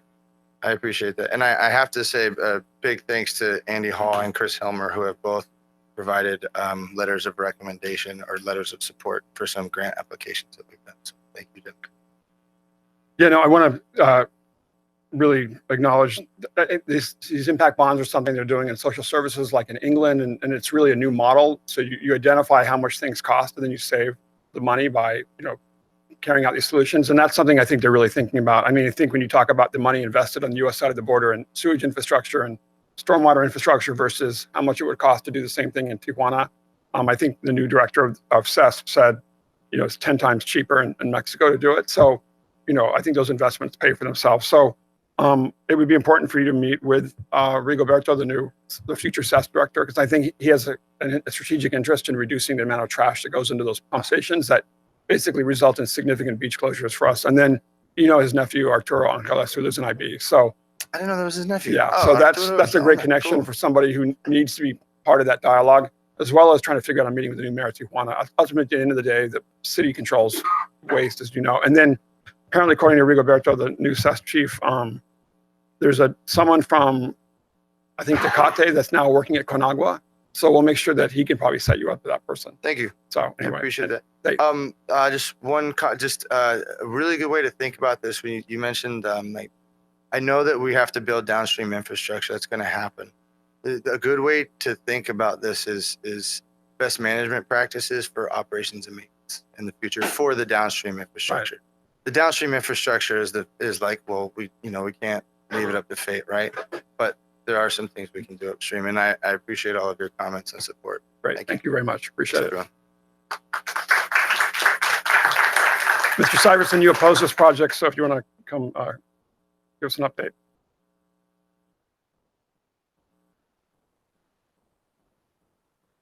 Eric Syverson, once again, thank you. First of all, Mr. Wright does amazing work, and I do applaud anyone who takes any sort of trash, tires, especially out of the Tijuana River Valley or its upstream source. However, I will admit tires are an especially sore spot with me. I can take you to a spot right now west of Hollister that probably has 3,000 tires buried in it, if not 20,000 tires buried in it. I've sent Mr. Hall email after email, picture after picture, month after month, video after video. I stand and listen to you people, and I hear no one discuss an American official on the American side of the border where the disaster currently exists. The reason Mr. Patton has found no trash on the beach is because it is still stuck in a approximately 2 square mile area. It will come next winter, Mr. Patton, and you will have a catastrophe to clean up. I'm sorry, Bobby, to say that. It's the truth. In terms of working in Mexico, the mayor could tell us, SB 83, here we are, Solid Waste Working Group. This is the exact job Wild Coast did. $1,000 grant, $100,000 grant from Cal EPA to work in the 4 areas that Mr. Wright just identified. And your results on hoping to take 100,000 tires out of the thing ended up in 33,000 tires being removed. It is a pilot program. It was demonstrated to show the feasibility of working in Mexico. It did not work. I do not blame the mayor. He is a conservationist. He is not an active manager. He does not do that type of work. Mr. West probably would have been a little better at it. But the fact of the matter is, if you continue to invest in Mexico, for my entire lifetime, Mexico has poisoned us, has dumped trash on us, has dumped tires on us. If you invest in Mexico, they will continue to poison us, continue to dump trash, continue to dump tires, and I will continue to email Mr. Hall absolutely horrible spots. I would tell anyone to drive down to Hollister Road Bridge right now, look over the bridge at the water that is the thickness of oil, the color of oil, and smells like rotting death, and tell me if we should send any of this money or support any of these people who want to work in Mexico before we clean up our own area. This is your report, sir. Mayor Dedina, this is you. You did this. This is American money in Mexico. How successful was it? Did Mr. Wright work with you? Because Paloma Aguirre was on his executive board until she took that seat. Tell me, what's going on? A huge circle of money and none of us getting it, and nothing's getting clean, man. I'm getting tired. I really am. I really am. Thank you, man. Thank you. No, just no, I really, sorry, we're done. Thanks, Mr. Wright. And now we have Sandag Executive Director Hassan Akrado to the podium to give his presentation. Thank you. Thank you, Mayor, City Council members. Thank you for having us tonight. We're gonna talk to you tonight about our thinking about the regional transportation plan for this great region. You've probably been hearing in the media all kinds of things. I'm gonna clarify a few things. Then I'm gonna introduce the team from Sandak, Colleen Clemenson, and Ray Major to give the presentation. Couple of things. One is Sandak board have not taken any action yet on anything. The plan is not complete. You're gonna look at the presentation today and you're gonna have a million questions and we're gonna have no answers to them because we just started this process. But hear what this plan will promise you. A different way of doing things. A great transportation future for this great region. And a plan that meets the federal and state requirement, which is we must meet. And I do want to, at this point, to thank Mayor Dedina for his service on the Sandak board and for his leadership. This is not going to be easy, not going to be cheap, but it's going to be needed. And all the things you're hearing in the news about Sandag is stealing highway money and giving it to transit is simply not the case. There is no money to be stolen. Transnet is short of funds. The system that we're talking about is a balanced system. It's gonna make your commute better, whether you take transit or you drive or you bike or you walk. It's gonna make it much safer. And we hope that people in this region will give us a chance to finish the plan before they start putting press releases out to oppose. I will tell you that when we presented this to the board on April 26th, the presentation was at 10, and press releases to oppose the plan was at around 8 o'clock. So that was done before even the plan was released. Look, this region deserves at least a public policy debate, a decent one, about its future. And today's presentation hopefully is going to start that process. So I'm going to invite Colleen Clemenson, who is the architect of this plan, and then Ray Major to talk about it. Thank you, Mayor and Council, for having us here tonight. We're very excited to be able to share with you, and I know the mayor has seen this. We've had some evolution of the thinking on the 5 big moves, and so we're excited to be here tonight to share this with you. And this is really meant to be a transformational transportation system for the region's future and for today, but for generations to come. We're looking out not just 30, 40 years, but 50 to 100 years to really help shape the region's future and how we get around. We can't be afraid of doing big things right now. We have a major construction project going on with the completion of the Blue Line trolley. So this will connect the trolley from the border all the way up to UC San Diego. And with this completion, we will be able to connect all of the region's major universities by rail. So that's a pretty big accomplishment. One of the things we also have a great opportunity with is the fact of emerging technologies. And there are so many more ways that we can all get around. We need to leverage that as we're thinking about the transportation future. At the same time, we're all sitting in more and more congestion, and it's getting worse all the time. And all the research shows that we can't continue to build highway lanes to build our way out of this. We need new solutions for people that are high speed and truly competitive with driving alone, both in terms of time, convenience, and cost. We also have very ambitious greenhouse gas reduction targets the state of California has set for this region. And the current plan we have today would not meet the targets that have been set by the state. So it's really going to take all of us to think really innovatively about the future and really help make this something that we are all very proud of. One of the things that's fundamentally different that we're doing in this planning process that we've never done before, we've taken off all the constraints. We're approaching this without thinking about constraints of funding, constructability, all of those things. What are the connections that need to be made? What are the solutions to the issues that we have today? And we're using data to help make these decisions. And so with that, I wanted to ask Ray Major to come up and share with you some of the data that's being used. Thank you very much. One of the opportunities that we have as we relook at the entire regional plan is to really start with the data, to really understand where people are moving from and where they're going to each and every day. And so one of the things that we did is we really took a look at where people live and where they work. And when you take a look at the San Diego region, we're looking at a region of 3.3 million people that's expected to grow to 4 million people by the end of by 2050. That's an increase of 700,000 people. With that will come another 360,000 jobs to the region. And with that also increase in VMT. Currently we have about 84 million VMT that we generate each and every day just to get around. About 64% of that is mandatory trips that people take. So it's people taking trips to work, people going to school, or parents escorting their kids to school. The rest of the trips are optional, but a lot of these trips have to be made. So when we started out, we took a look at the layout of San Diego. Okay, we have an urban footprint. That urban footprint happened after the invention of the automobile, and so it's very spread out and it's flat.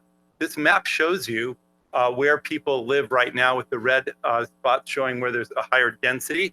But when you really think about it, there's nowhere in San Diego that's really dense. There's nowhere that looks like New York where you have high rises or with thousands of people per acre. What we actually have is something that's relatively flat. But the urban footprint pretty much sits in the western 1/3 of the region. The other thing we looked at is where people work. Okay, we did a tremendous amount of analysis to understand where the employment centers were in San Diego, because that's what drives people's motion from one place to another. We found that there are about 79 employment centers throughout the region. We have a $232 billion economy that's supported by these employment centers. And if you look at us at the size of San Diego, if we were a state, we would rank 26th. And our economy is about the size of Oregon. We have about 1.5 million jobs that we support regionally. This map shows you where the areas are that the employment centers exist. Imperial Beach also has an employment center, and I brought you some data because I know Serge, you like the data, so I'm going to pass that out later.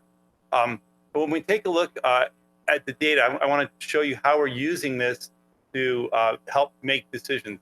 When we take a look at Chula Vista, for instance, there's several employment centers down there. The Telegraph Canyon, for instance, is different than the western part of Chula Vista. But when we look in aggregate what's happening in Chula Vista, these blue dots show where the people who work in Chula Vista come from. And you see that most of the people are pretty much south of the 8 who work in Chula Vista. The map on the right-hand side shows how far out you have to go to get 25%, 50%, and 75% of the total employees who work in that area. So by using this type of data, what we're able to do is to start to understand where do we have to go to solve the problem. And as you look at this regionally, and I have another map I'll show you later on of the North County, but you'll see that the people who work there live in a different place. So the solutions might need to be regionalized. When we take a look at options to the automobile, and really the only way that we're going to be able to meet our greenhouse gas goals and to reduce vehicles miles traveled is to get people out of the automobile.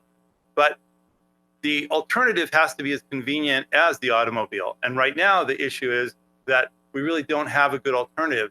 So this map shows how far you can go during rush hour in 15 and 30 minutes from, in this case, it's downtown Chula Vista. And it shows that pretty much most of the county is within half an hour. So from a convenience factor, people like to be within a half an hour of their work. If you take a look at the transit map on the right-hand side, that shows you how far you can go with the current transit system. And so there really isn't a choice. So when we talk about trying to shift mode, move people from the automobile to transit, one of the things that we have to look at is, are we really offering an alternative to them that is as convenient as the automobile? And so we use data, again, to try to take a look at what areas have coverage with an alternative form of transportation. So with that, I'm going to hand it back to Colleen, who's going to talk about the 5 big moves. Oh, there you are. I couldn't find you. And I'll.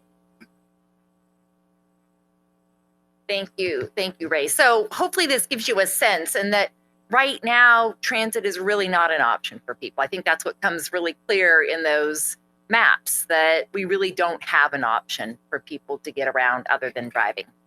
So where people live and work is really sort of a key way to get at reducing vehicle miles traveled, and vehicle miles traveled is what translates into greenhouse gas emissions, and that's the whole sort of formula that we have to follow. So looking then again at the employment centers, and I guess I should show you this. So when you look at the employment centers and where people live, they're roughly the same areas. We just don't necessarily live in the same places that we work. But it's all in the western third or the western quarter of the region. And just looking at the employment centers map, you can see how we can start to sort of connect all of these areas. And this really presents a tremendous opportunity for the region to build on the network that we have in place today, but fully connect all of it so that you can get to these major destinations and to the highest density areas in the San Diego region. And this is really where the 5 big moves come in. And I'm going to give you a description of each of the 5 big moves. And then I'm going to share with you our initial thinking on what some of the critical connections could be as we apply these 5 big moves. So the first one is a complete corridor. This is kind of the umbrella of the big 5 moves. As you think of all of our major corridors in the region, we think about them being multimodal. One that's underway right now is work on the I-5 North Coast. It's known as the North Coast Corridor Project. So that includes adding managed lanes on the highway, double tracking the coaster so that it's high speed in both directions. That also includes bicycle and pedestrian improvements at a community level. And so it's all modes. In addition, the environmental enhancements on the lagoons. And so really applying that sort of concept to an overall network throughout the transportation system. That also includes looking at the local streets and roads, how the signals work on the local streets and roads, signal timing, having some sort of approach that works region-wide instead of city by city. And then how are our signals timed to help give priority to transit? And how are local streets and roads accommodating bicycles and pedestrians? So all of that really makes up what we're talking about in the complete corridor. And it works even better when we're able to manage that system and take advantage of data that's available to try to make the most of all of these investments. The second big move is the transit leap. And the reason we call it the leap is that we've got the bones of a highway system. We need to make the big leap in transit, and it needs to be high-speed commuter rail. Right now, the trolley works great. It's not as fast as a lot of other systems. And there are many other faster systems throughout the United States. So getting up instead of 45 miles an hour to 80 or 90 miles an hour. And in many cases, this may need to be underground so that we can really get to the places where people are and not have to disrupt communities at the surface level, but doing that underground.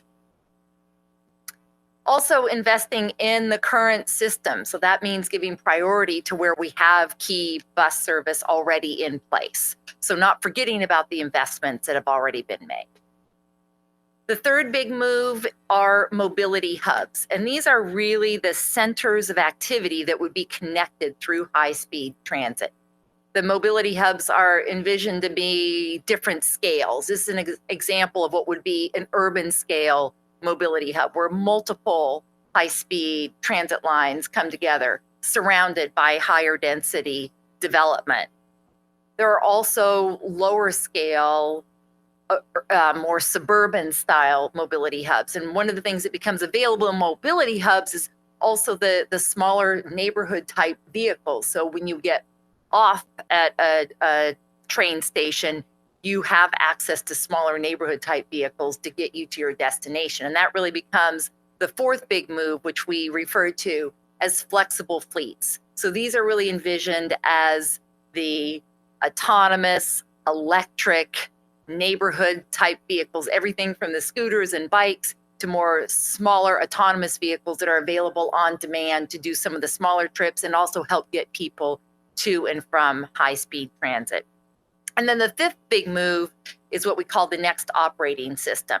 And this is really the brains of the whole system. It's pulling the data that's available about where people are traveling, when they're traveling. That helps us manage the system in terms of where there's congestion, providing alternatives, and ultimately all of us then being able to use our phone to make the choice on how we want to get somewhere. We know when we'll get there, how much it will cost, and we have multiple choices available to us. So those are the 5 big moves. And then here's a map of some initial thinking on some of these critical connections. And this starts to show things like there's been in our plans for some time a light rail connection from the border going up to the major job centers in Kearney Mesa and Sereno Valley. And really thinking about that is something that's high speed, probably not light rail. So maybe a higher speed for the first 20 miles is in a tunnel, and then it's grade separated, getting up to Kearney Mesa, and then moving west over to East and West Sereno Valley, and then going all the way up to Oceanside. That has been known as the Purple Line.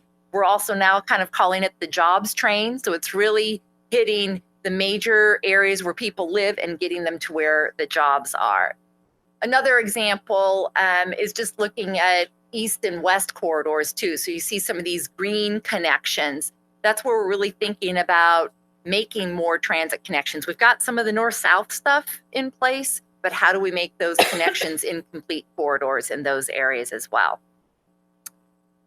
And this again makes that overall sort of connection to the figure 8. So one of the things that we're working on right now is trying to detail out what would this transit be like? How many managed lanes on each highway? What kinds of improvements are needed on local streets and roads? And our plan is to bring forward that detail to the Sandag Board of Directors in November for additional discussion. So that's where we are right now. And then I'm going to turn it back to Ray to go a little bit deeper into some of the data and give you some of the ideas we're thinking about just in that 78 corridor. So, Ray. Yeah, this is it. If you take a look at the 78 corridor, there are 18 different employment centers there. About 110,000 people work in this red circle. And the current 2015 regional plan calls for the HOV lane to be added in each direction. But really what ends up happening is you may get some local relief for a couple of months, and then it's going to be back to where it was. Okay, so here's how the complete, the 5 big moves works. We re-envision what the opportunities are over here. We build a complete corridor that goes through the employment centers. On top of that, we add the high-speed transit, so we give people alternative modes of transportation. We add to that mobility hubs where they can transfer on to other type of transportation for the last mile. And then we deploy these flexible fleets that allow people to take the shuttles to their homes. And what you see is that we have something that's more like 80 or 90% of the people are now covered with an alternative option to the automobile. So with that, I'll hand it back over to Hassan to finish up. So that's our story for now. A lot of detail yet to come. I want to thank you for your leadership and thank you for having us tonight, and I'll be happy to take any questions. Great. Questions, comments? Mr. West, you want to start? Yeah, I'll just go. First of all, you know, after I got elected, I actually decided I'm going to see how hard it is for the local IB person to actually get to a transportation, get to some place where they're working. So my wife actually works in near San Diego State. So I decided to wake up one morning and find out how it would be to take public transportation. It took me 2.5 hours. And this is a guy who is well-versed in using a mobile phone and really easy. I mean, I'm walking, and it was a nightmare. It was a complete nightmare. So I applaud you guys using the data that's out there to really put this into place, because I think that is the key to this whole thing, is to really make sure that we are understanding how people move and how we're moving in the future. Because I unlike many people, am not sold on a complete a rail line. I think that if you look around the world right now, you're seeing a lot of smaller, more autonomous vehicles that are just dedicated lanes, and they work really well. And in fact, I was in Hong Kong just recently, and it was amazing how they use those mobility centers. We actually were staying in a hotel. We didn't get a car, but we actually go to this mobility center, and they actually were able to get our bags for our airport, put it on something, checked it at this mobility center, didn't see our bags till we got to Indonesia.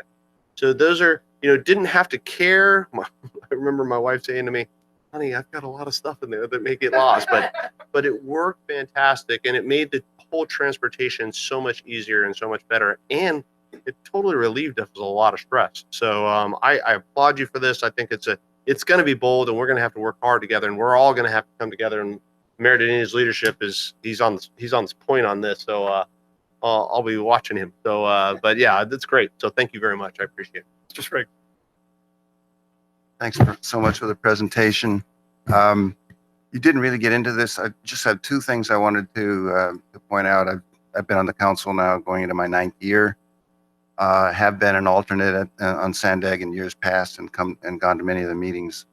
And I really respect what you all are trying to do here. We know that measures have not been successful. In fact, in the past, the I think it was a 5 cent or 2 cent tax increase failed. 2 points. One, I think we have to strike that right balance between transit and I think you laid out the point very well. People need to know how they can actually get home, get from home to their job, not have these gaps. Took you 2.5 hours. I used to work at UC San Diego. The commute between here and there, the only way you can do it really is by car.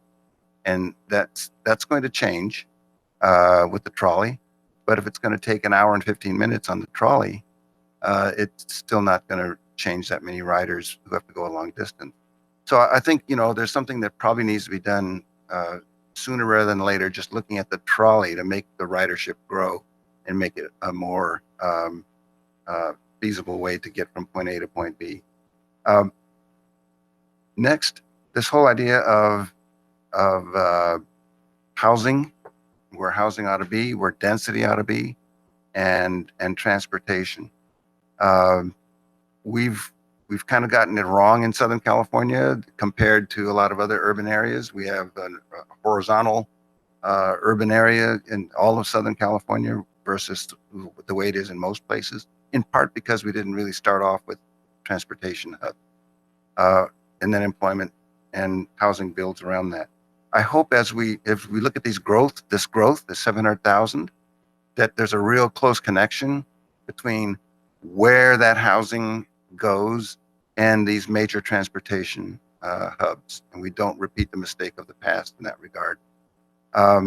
Finally, visitor-serving communities like Imperial Beach. We have huge flows of people during 6 months out of the year into Imperial Beach for the beach for recreation. Typically, it's weekends, but it may also be weekdays during the summer. We pay a price for that in terms of parking and congestion and all of that. There is a transportation solution, but it hasn't really been thought through. I think probably because we're small, we don't make a lot of noise in the region, etc. But trying to find a way to get people to use the trolley system and to take the Palm Avenue trolley to the beach through some sort of a express shuttle service or something like that would, I think, have a lot of benefits to this community once it catches on, and would help us a lot with congestion and our parking issues, etc. So those are really the three specific things I wanted to say. Thanks. Yeah, thanks for the presentation. I like you started off talking about a different way to do things. I think that's really super important, because we need to do things different.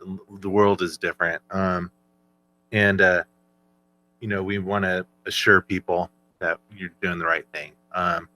I took the trolley for 3 weeks going to jury duty. We kept stopping to pick up people, and it was a problem. And I wish we could have just went straight there without stopping. It would have really helped me out. But I do see what you say about the people that are working. If you had something quicker with less stops, that makes total sense. Of course, you'd have the ones that stop for people, but both make sense to me. Signals and timing. There's nobody in this room right now that drove today that didn't get stopped when they're going full speed and they stop. I guarantee you. And then you go to the next stop sign or stop light and you stop again. And then, so if you cure that problem, I mean, you will be heroes. So, I mean, when you mentioned it, everybody in the room said, yeah. I mean, that's a big one everywhere. And I know you don't have a magic wand, but I put that at the top of your priority list. And then don't forget Imperial Beach, like Mr. Sprigg said. I really think that, I know we have the mayor here that speaks up for us. I have no doubt. But sometimes I see a lot of stuff happening in the North County. A lot of stuff North County, not Imperial Beach. So just remember us, okay? We just called it the same thing in North County. They actually said it all happening in Imperial Beach. I don't know. Yeah. Gotcha. Yeah. Okay. Thank you. Great. Thanks for the presentation. And I really like the depth and the frame better than when you first did it. I think, and I really like the idea of these complete corridors. I think it gives a much better description of the integration with the existing, highway system as well, and the idea of options. And one place we see options is just on the Highway 75 to Coronado, where it's very clear that a lot of guys in the SEAL team and the military ride their bikes. A lot of kids ride their bikes on that bike trail. It's such a nice bike trail. I used to do that. My kids ride their bikes to the Silver Strand State Beach along Highway 75 with their lifeguards. And then, you know, I was a UCSD student and lived at home, and having me and my buddies try to carpool in old cars to get to school was a really nightmare. And when it was raining, and, you know, we all dealt with that commuting to school. And so I remember I mean, a lot of people out here remember Jay Robbins, our esteemed city council member and town historian. And I remember his granddaughter got a scholarship to UCSD, and then she'd take the bus, take the trolley, and there's that bus, that free bus to UCSD, but she had to go to, like, I think it was Old Town to get it. And so it was a big deal for her to do that. And it really hit me. There are lots of students that are taking transit. And my son's at UCLA, and he just got a job with the Army Corps of Engineers. So he'll, you know, it's a summer internship. He's a civil engineering student, and he's taking the metro because downtown LA, there's no place for a car, which he doesn't have. And we're not buying him one. And then he raises the money himself. So anyway, it just really hit me that a younger generation really needs different options. But really like this idea of, really, and emphasizing the integrated approach and really speeding up the system. So thank you. And I think we need to point out, San Diego has the 6th worst air pollution in the country, which is a significant impact on children's health and public health. So again, thank you. Appreciate it. Thank you. Thank you, Glenn. Thank you. I know Teresa Real was here. Teresa, are you here? There you go. There's a couple of speakers on this item, I think. I'm sorry. The Sandak got him? Yes. I don't see Teresa. Are you Teresa? Is this Teresa? Yeah, this is Go. Teresa. Yeah, go ahead, Teresa. Oh, there. Hi, I'm Teresa Real. I live on Carolina Street here in IB. Andy can maybe help me remember the exact day. Was it Thursday that we met with Yes. Paloma Aguirre and Andy Hall came? Mark made a quick moment of time for us, but a lot of the city staff was there. And one of the pieces of this conversation that is so key to those of us that live here in the South Bay, I use transit every day. I go back and forth. Everybody, if you know me at all, you know this happens every day of my life. It's an hour and 20 minutes to work. It's an hour and 20 minutes back. It's a bus. It's a bus, and then in reverse. Councilmember Aguirre did a wonderful job that she did not have to do to put together an extra meeting in Imperial Beach to hear from Imperial Beach residents. And it was supported by the staff, who did fabulous. We had a tiny meeting. We had more information written down in the other part of our poster for feedback than they had in any of the other MTS meetings. More feedback from the actual community, from a small group of people. And the reason is because it is a community that is impacted every day. So thank you to the staff. Thank you to, she's not here tonight, but Paloma.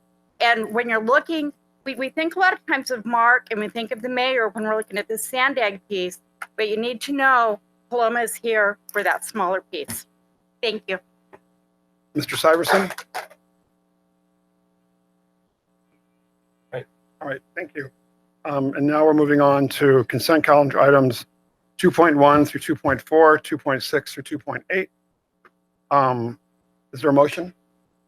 Second. Please vote.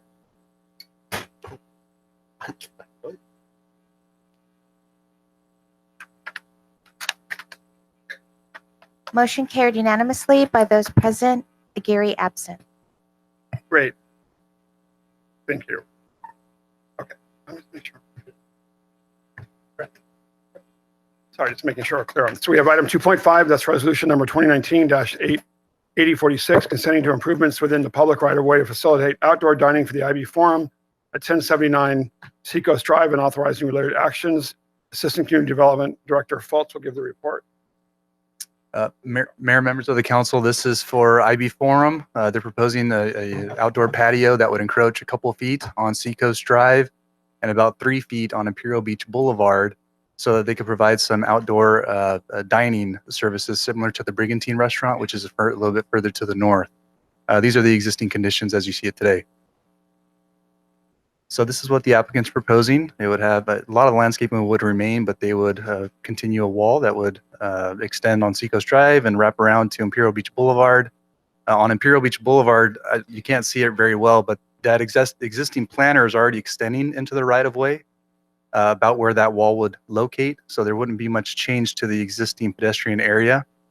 They would, however, remain or keep at least 6 feet of walkable area on Seacoast Drive and about 7 feet on Imperial Beach Boulevard.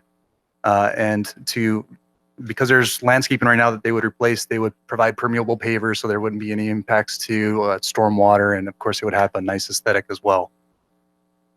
This is just showing the proposed seating arrangement with some of the tables that they're proposing. And these are the elevations. So there would be some block walls, stone veneer, tempered glass panels, wood trellis. There's various conditions that are provided within the resolution that the applicant would have to provide throughout the continuation of this patio, whether it be hours of operation, making sure there's no noise impacts, lighting impacts, etc. And of course, we can get into those if you have any questions related to them. If the encroachment is authorized tonight by the City Council, the project would be reviewed by the Design Review Board. It's scheduled to be reviewed by them tomorrow. And then there would be a staff decision following a public notice to all the neighbors within 300 feet, all the owners within 300 feet, and all the occupants within 100 feet, unless the process is augmented by the City Council. And this is just showing a picture of the Brigantine. So this is what it looked like without the outdoor dining room. They proposed an extension maybe a year and a half, 2 years ago. And this is what it looks like today. I took some pictures, so it activated that area. And the applicant's architect is here tonight. If there's any questions related to it, Matt Morgan, unfortunately, is not able to be here. And that concludes staff's report. Great, thank you so much. So it's Mr. Thomas. Mr. Do we need? Did anybody want to ask some questions, or did you want to make a statement, or are you? Oh, okay, that's fine. I think we'll hold off for now, but appreciate it. Okay. Questions, comments, Mr. Spriggs. Well, I'm glad this item was pulled because I think Imperial Beach needs all the good news we can get, and to see a private restaurant operator invest in a manner that's going to activate our community and our street more with their own money is a good sign. It's a sign that people are wanting to invest in their businesses here, and I think Matt has been doing that all along with his improvements to his restaurant. Really, the only questions that I have to do with he's not removing or breaking down his load-bearing wall on the street side. This is all going to be outside of that, I take it. Yep. No, in fact, it won't look like it if it's a plant on, and basically the old atrium's there, but we're covering it to give it a whole new look. I think the atrium kind of dated it. Right. So we're going to try to hide it, repaint everything, get rid of some of the old wood and really polish it up for you guys. So look forward to it. So this is going to add how many feet between the building wall and the edge of the? Oh, that's 6 feet 4 inches. Basically, we work backwards, so we're allowed to encroach about 2 feet. So we need our required distance from the curb back, and then whatever's left over, that's what we get. So it's basically like 2 feet 4 inches from the property line. So it's not very big, but it works. So people will still be able to walk, and this is, you too, Tyler, two abreast. There'll be room for wheelchairs and that sort of thing. And it'll be about the same sidewalk remaining as in front of Brigantine, because you did show that slide. Is it just going to be very similar in that regard? It's about the same distance, 6 feet in that area. The only area that's a little more narrow is at this ramp, but it's still going to meet all the requirements with regards to access. We had our public works director to make sure that the sidewalk widths would work fine, and our building inspectors out there to make sure it would meet building code, and our fire inspector as well to make sure they'd meet all their access with regards to fire. So it would meet the minimum requirements. Good. That's really all I had. Looks good. Thank you. Mr. Patton. Yeah, go ahead. Yeah, and I'm glad they're stepping it up. Soon there will be a hotel across the street, and people need places to eat. And that place, it's been there forever. Yeah. And it's a like historical place, but I think them stepping it up and having that outdoor eating is going to be great. I mean, who knows? Yeah, and it lacks a sense of entry. What I try to do is create an entry, right? Kind of give it a present. And when businesses do this, it only spreads, because Brigantine did it first, and now who's doing it? And so, we could really enhance all of Imperial Beach this way. So thank you. You're welcome. Mr. West. Sorry, I couldn't help it. the only question I have is I love the project. I mean, I think it's great, and I obviously, since we did it for Brigantine, I think it's the right thing to move forward on. But I'm kind of curious about the process, though. If it's going to go to DRB, shouldn't it come back to us? Yeah, I think So Right away, right? no, go ahead. I just think that that's normally how it would go to DRB, then to us, and then so it. We could definitely do that process. The typical way, at least the way it's written within No, that's what I'm worried about. Is that if I see something at DRB that they kind of wanted to make a modification, I think it should come back to us. This is the thing. You guys aren't approving the look of it. Yeah. You're approving tonight the use of your public right of way. Perfect. Right. Then DRB is going to decide the look of it, and then staff was going to do an administrative decision on it. Yeah, it's a ministerial. So the only reason it came to council first is because if you are not going to allow the use of your right of way, then there's no reason to go to the next step. Thank you. I'm good. You want to do a whistle? Good. You're done. All right. So thank you. In the olden days, when the first summer that we started lifeguarding in, I think it was '82, and I was a 17-year-old skinny lifeguard that would get really cold on days like this. The only outdoor dining at the what was it called back then? I didn't know it was a forum, but anyway, it was a little window, and French fries were $1, and so I'd get a bag of fries for $1. And that was like outdoor dining in IB. So, and there was really not many other places to eat. I have wonderful memories of like eating the French fries, a giant bag of fries that we'd share like in the Jeep, right? Yeah, it was really great. So anyway, good to see this. I love the forum, and I have wonderful memories of taking my kids there when even the fires happened. For some reason, we went to the forum, and I just have great memories of the forum. So anyway. Could I get clarification? So you want this to come back to city council for the final approval? Yeah, absolutely. Okay. And then my only comment is maybe you could conditions of approval need to make sure we're banning outdoor smoking. I know we just saw a report from the American Lung Association. Apparently, for some reason, and it's not really clear why, the Forum is one of the few restaurants that doesn't explicitly ban outdoor smoking. And so that just want to make sure that's really clear. If we're giving it the right of way, that we make sure that we It's on their patio that they put on. so that we ban outdoor smoking. Yeah. Great. Is there a motion to approve? Third. Please vote.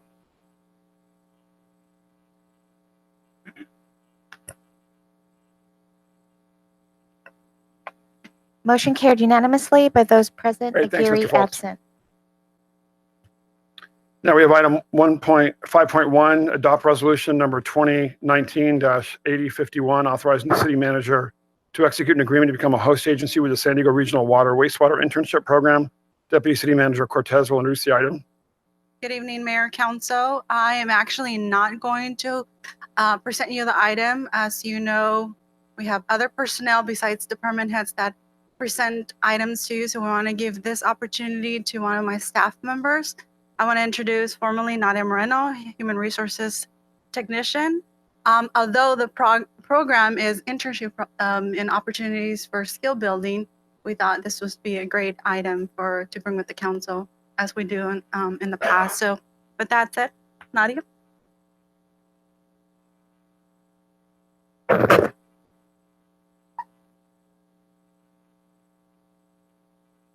Good evening, Mayor and City Council. We are recommending that the City Council adopt resolution number 2019-8051, which will authorize the city manager to execute an agreement to become a host agency with the San Diego Regional Water / Wastewater Internship Program. The program is an internship opportunity between cities, local water and wastewater agencies, as well as community colleges, which will provide education and on-the-job experiences to students. The city of IB would like to participate because we do have a sewer division here, which we could place students where they can gain experience as well as career skills on the job. It is a paid internship program, and the City Enterprise Fund has funds to cover for this expense. So at this time, Public Works Director Eric Menashili and myself are available to answer any questions. Great, thank you for the report. Any questions, comments? Mr. Briggs? I've been hoping we would have a formal internship program somewhere in the city for a while, because I think it's really, we have a great city, a great staff, and a wonderful opportunity for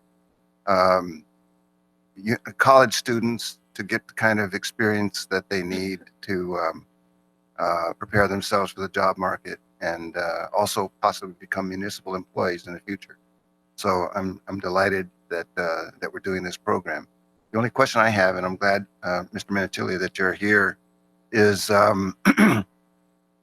you're playing a larger role in some of the things that I'm in right now, such as Metro JPA. I think you're vice chair of the technical advisory committee, right? And a few other things, and I'm delighted. But you're also listed as the only mentor in this program. Mentors are required of all the agencies, and you're going to have 2 interns, and you're the only mentor. I hope you'll have some help working with these students, and that it won't be all on you. That's the only point that I have. And otherwise, I think it's a great program. Glad we're doing it. Yeah, just very quickly, I know I'm listed as the contact and as a mentor, but we certainly have staff within the sewer division that can mentor these students, and they'll be doing the day-to-day working with them.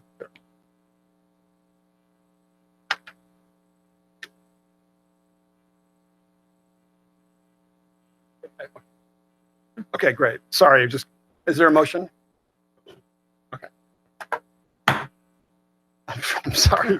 I'm trying to do 8 million things at once. Please vote. Mayor, who was the second on that? Was it? Oh, thank you. Please vote. Sorry.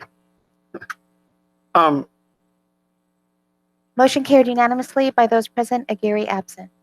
For the there's just an agenda. What I like, there's someone who's been waiting patiently for a long time to have a project reviewed by the city, and so I'd like to see if we can get a motion to change the order so that we do 4.1 before 3.1, just to get that over with. So moved. Yeah. So moved. Please vote. We need a second. We need a second. Oh, you did good. Great. Yeah, let's get go. Right. Please vote. Yeah. So that's item 4.1.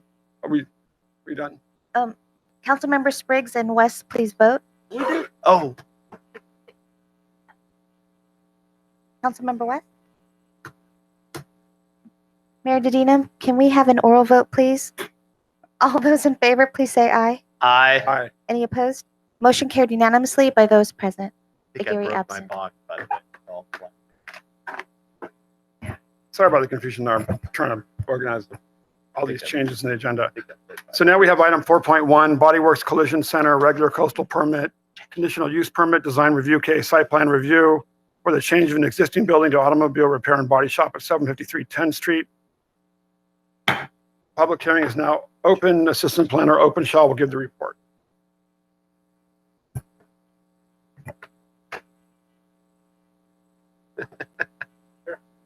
Okay. Sorry. Honorable Mayor and members of the City Council, today I'll be presenting Master File 1291 Body Works Collision. The project is the proposal for a change of use of an existing building to automobile repair and body shop at 753 10th Street. The applicant is Body Works Collision Inc. with Lisa Thomas, the business owner, who is here today. The project is located in the general commercial and mixed use zone. Here is an aerial of the project site. The site is highlighted with a yellow square. Here are some images of the existing site. These are images of the properties to the east. They are multifamily residential. These are images of the properties to the west. It's commercial. Here are properties to the north. The singular property to the north, which is single family residential. Here are images of the properties to the south, which are multifamily residential. Here's an image of the site plan and the floor plan. So as you can see here, there are changes that are being proposed for this project. In the front, this was an existing parking area. The applicant is proposing to remove the parking area and replace it with landscaping that will be drought tolerant and not native species of plants. There will be a permeable paved driveway here, which will lead to the spray booth over here.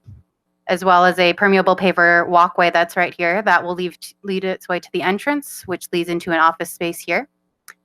Then the southern portion of the lot is decorative ornamental rock, which also will be emergency vehicle access way.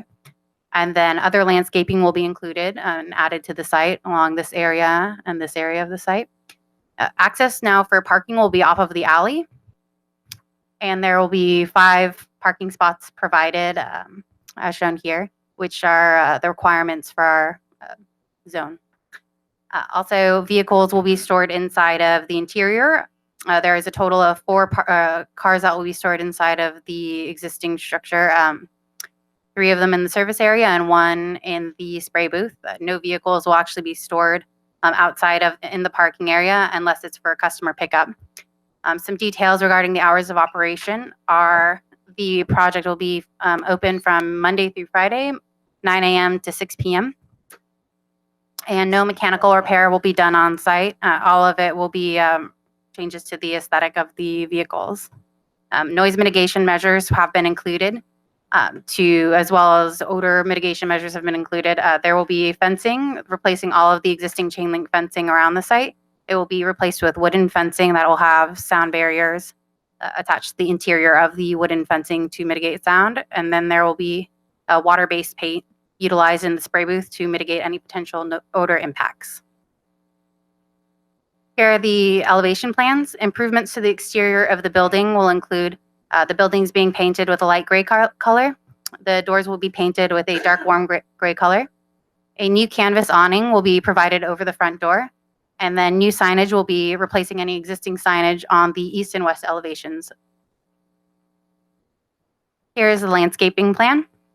You'll notice there's some shrubs in the front. There's new landscaping in the front with a shade tree provided along 10th Street, as well as some other trees and shrubs along these areas. The requirements are for 15% for new commercial landscaping. However, the applicant proposed 24%. That includes the decorative rock elements over here as well, including the shrubs and trees. The project was taken to the design review board and they recommended approval with a vote of 4-0. There were conditions that were associated with the project. The applicant made all recommended changes except for the recommendation to extend landscaping to the length of the property towards the alley to the north. That's in this area. That was to install 12-foot tall shrubs along the interior of the fencing adjacent to the alley. The applicant felt that this would negatively impact the parking area. It could potentially damage some of the vehicles that would be parked here, and also it could negatively impact the ability to swing the gates open, as well as affect back out. Instead, bougainvillea plants would be planted along the exterior of the wooden fencing. New information following the design review board meeting, as well as preparation of the staff report. Staff received comments from a neighbor located at the property north of the site. You can reference the newly submitted attachment. This is indicating that the recommendation by the design review board to increase the height of the perimeter shrubs and trees to a minimum of 12 feet in height would negatively impact their property. That would be these shrubs here along this area. So staff is proposing to revise condition number 13 in resolution 2019-8049 to the following. It will now read, perimeter shrubs/trees not located in the front yard adjacent to the northern property line shall be maintained to not exceed 6 feet in height. Perimeter shrubs/trees not located in the front yard adjacent to the southern property line and west of the parking area shall be a minimum of 12 feet in height when mature. And the initial planting of 15-gallon trees would be recommended, subject to staff review and approval. Improvements to the actual site that will be occurring along with the building improvements and the wooden fence. The existing parking area in front of shall be replaced with permeable pavement walkways and drought-tolerant landscaping, as well as a shade tree. Right-of-way improvements are also included in this project. Those would be ADA improvements, removal of a curb cut, new sidewalks, on-street parking spaces, and landscaping consistent with the 10th Street improvement plans. The applicant is recommending or requesting a deferral of those improvements for 3 years. The recommendation would be to adopt resolution 2019-8049 with the revised language provided for condition number 13, approving regular coastal permit, conditional use permit, design review case, site plan review, and categorical exemption pursuant to CEQA guidelines 15301 for the change of use of an existing building to automobile repair and body shop at 753 10th Street. Other options, the council can also approve the project with modifications requested by City Council, or disapprove the project and deny the requested permits by making findings for the denial, or continue the public hearing to a specific future meeting to allow staff to provide additional information upon which a decision can be rendered. Thank you. Great, thank you for that report. And so we have a lot of cards, which is really nice. So Candy's and Tim have written a really nice letter in support. I'm not sure if the rest of the council has that, but you don't wish to speak. But thank you, Candy and Tim, for that really, really nice support. But what she says is, as long as we've known Lisa, all she's talked about is the opening a body shop in Imperial Beach. Her passionate commitment to this project, along with the tireless work of city staff, resulted in a win-win-win, not a win-win, a win-win-win for Lisa, the 10th Street neighborhood in the city of Imperial Beach. Mitch McKay supports the collision shop. Thanks, Mitch. Angela Frank supports. John Fleming supports. Fernando Lyman supports. Patty McCluskey supports. It's nice. I have 12 people that want to speak. Just let us know. You want me to call everybody? If you don't want to speak and just want to say I support, that's fine. Cheryl Quinones. Okay. Bill Laney. Stephanie Gilreth. If you want to speak, that's fine too, but I don't see Stephanie. But Stephanie supports. Lynn Westgard. But yeah, if you don't have a lot to say, you just want to tell us you support it, that's great. I wanted to say something because I can actually attest to the fact several years ago that my car was wrecked, and I was referred to Body Works Collision when she was in Chula Vista by a local resident and my insurance company. My insurance company said she was a pleasure to work with. And I just wanted to say that when I went to her shop in Chula Vista, I was immediately relaxed. The shop was really maintained well, very nicely presented to me. The staff was professional, and I was thrilled to hear that she was planning to move to Imperial Beach. As we know, for the budget pop-up meetings and the well-planned meetings about the budget, this type of revenue is what Imperial Beach needs. It also gives us a great point to have not just a body shop, but now a collision shop in IB. And I think that's great.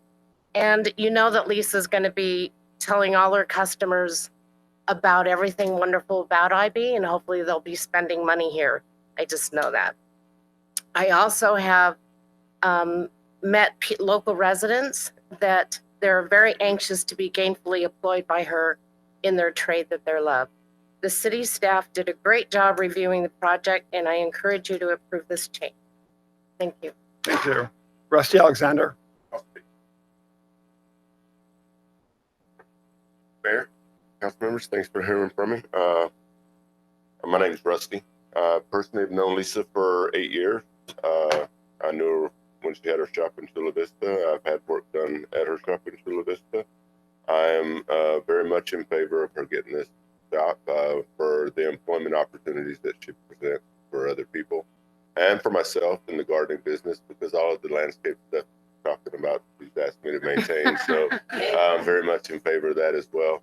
I know she's a great person, and I know that she is one of the biggest fans of this city and promotes it in every way possible on Facebook, at the beach, and through everything I've ever heard her say has been positive about the city. I love the lady myself, and I hope it goes through. So thanks. Great, thank you so much. Shirley, the legendary Shirley Nakawasi. Of course I want to speak. Of course I want.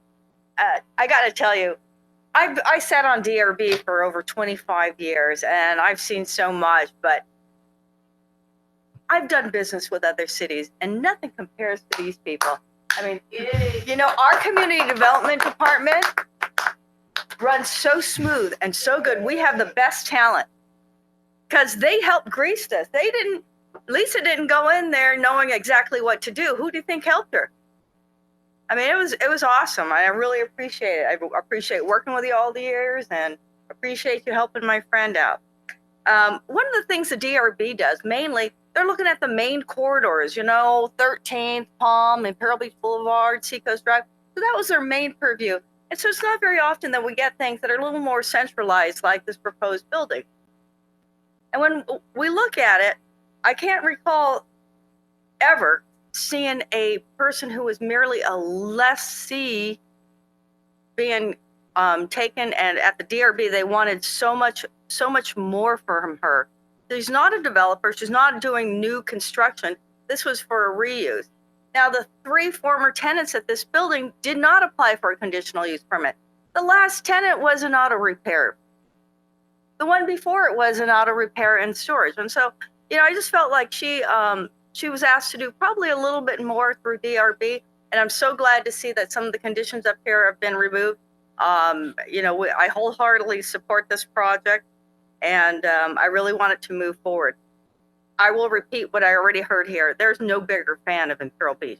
I know Serge and I, we were tying for #1 before, but Lisa's going to take the cake. Right. Over and over throughout the years, I've heard her say, I want to move to Imperial Beach. My goal is to have a business in Imperial Beach. We are lucky to have her. And I just wanted to say again, I support her. Thank you. Thanks. Ben Hazel. Ben, did you want to speak or did you want to speak or you just want to support it? Ben, is it Hazel or after Ben, it's Nicole Diaz. After that, it's Rudy Ortega. That is David Letty. Then it's Santiago Silva and Eric Gutierrez. And no one has to speak. If you just want to raise your hand and say you support it, that's fine as well. Good afternoon or good evening, everybody. My name is Ben Hazel. I live at 979. And for the past 42 years, I've been an automotive professional. First 17 of which I spent in various repair shops all over San Diego County as a technician. And the last 25 years I've spent teaching. Part of what I did when I was teaching was I would be called upon occasionally by Automotive Service Excellence, ASE, to certify other educational places to make sure that they're up to national standard. And over the years of doing inspections of other shops, I can kind of walk into a place and see within 30 seconds exactly what's going on. And I had occasion, I've known Lisa for a long time, but I had occasion to take my truck over for an estimate. And when I did my my little 5-minute look around on the shop, everything was there. All the proper stuff was posted, all the EPA rules were followed. It was a smooth running machine. Imperial Beach would be lucky to get a shop with this caliber of an owner. And I support Lisa 100%, and I hope that you come to the conclusion that she's a worthy addition to this. Thank you so much. We appreciate it. Nicole Diaz.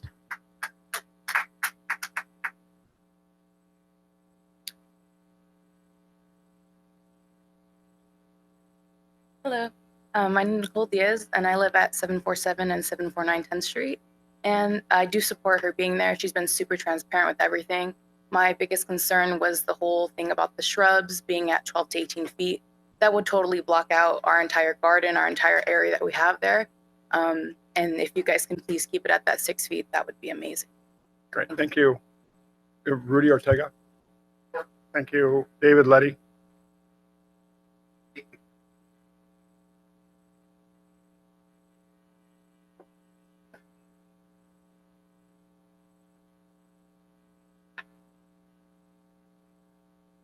Good evening, Mayor Dedina, City Council members.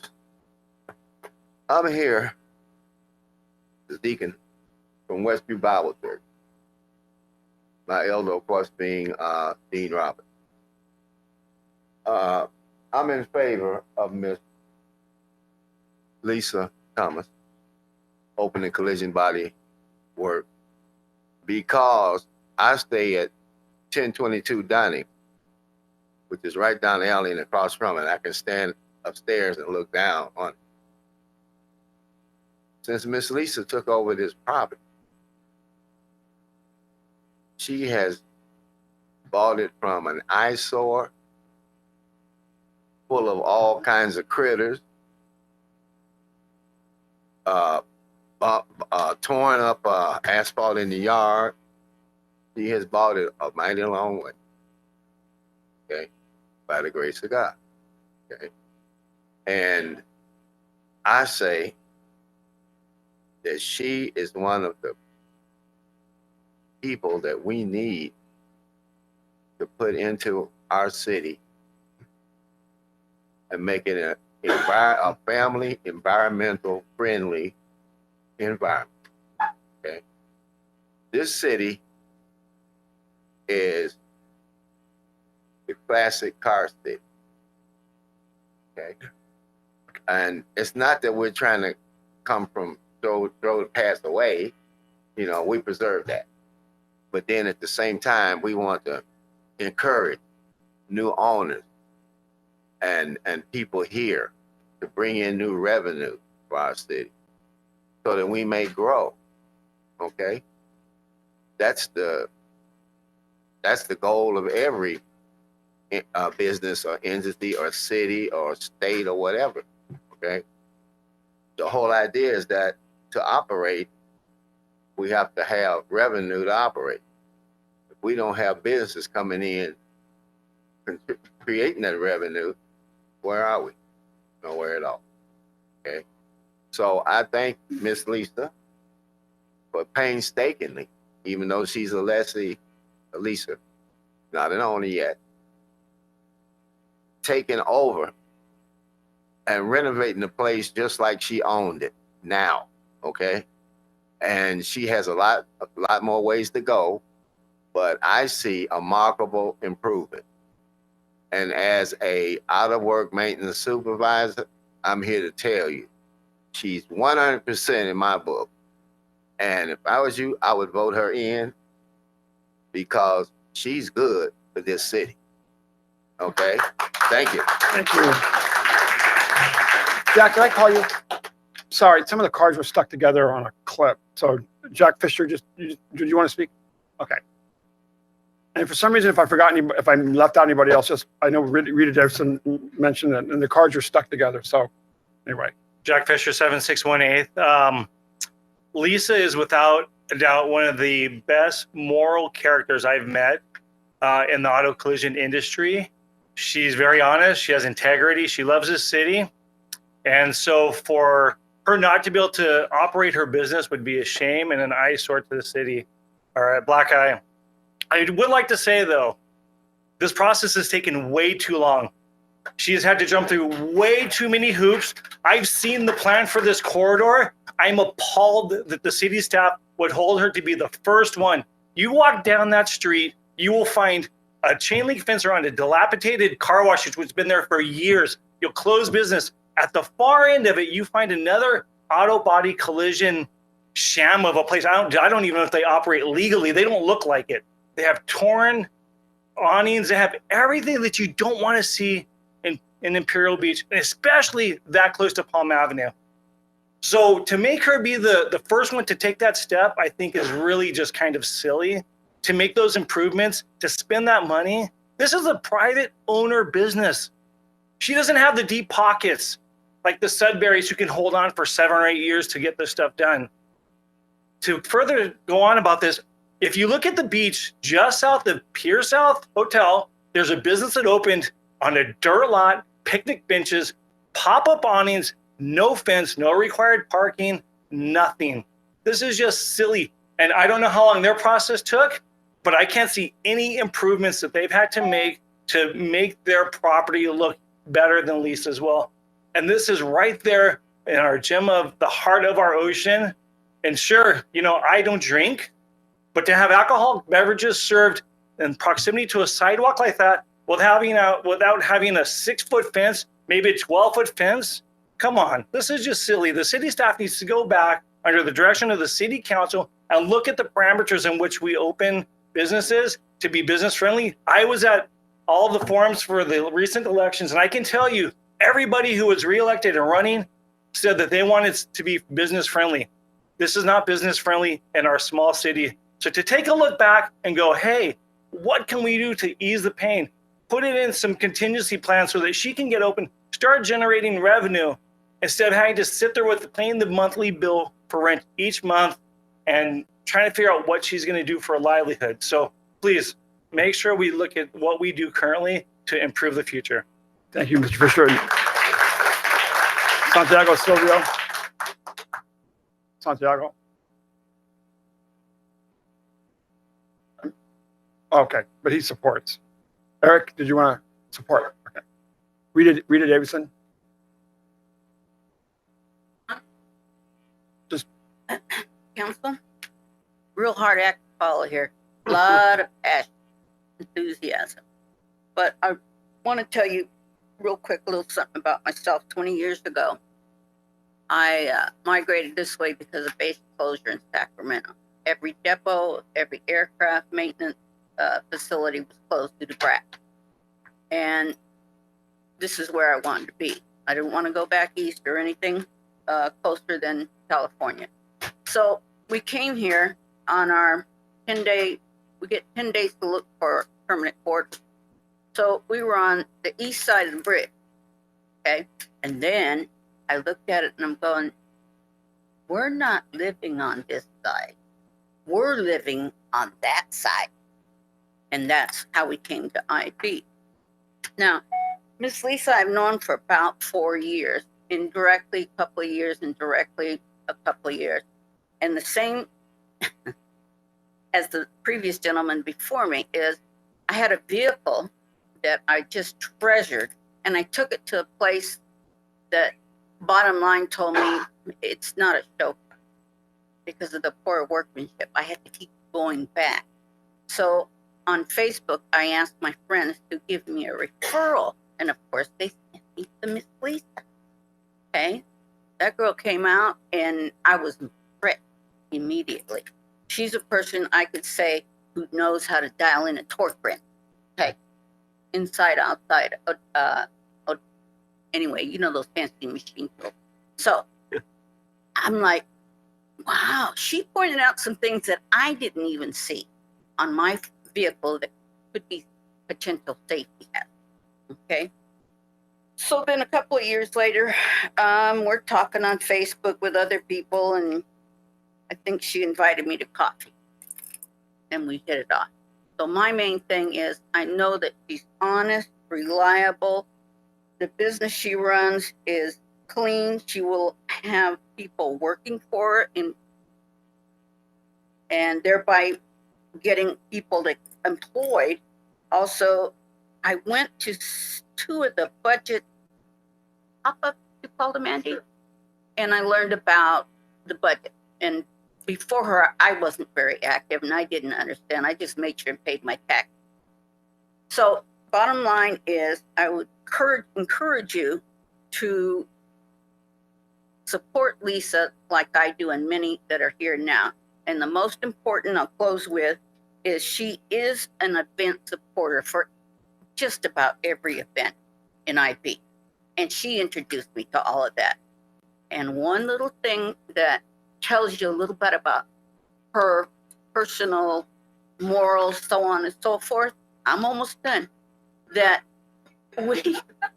she drives me sometimes when I don't want to drive. So we were returning from one of those trips, and here's a woman on her back, flat on her back, on the concrete. And at first I said, uh-oh, Lisa, it's another homeless.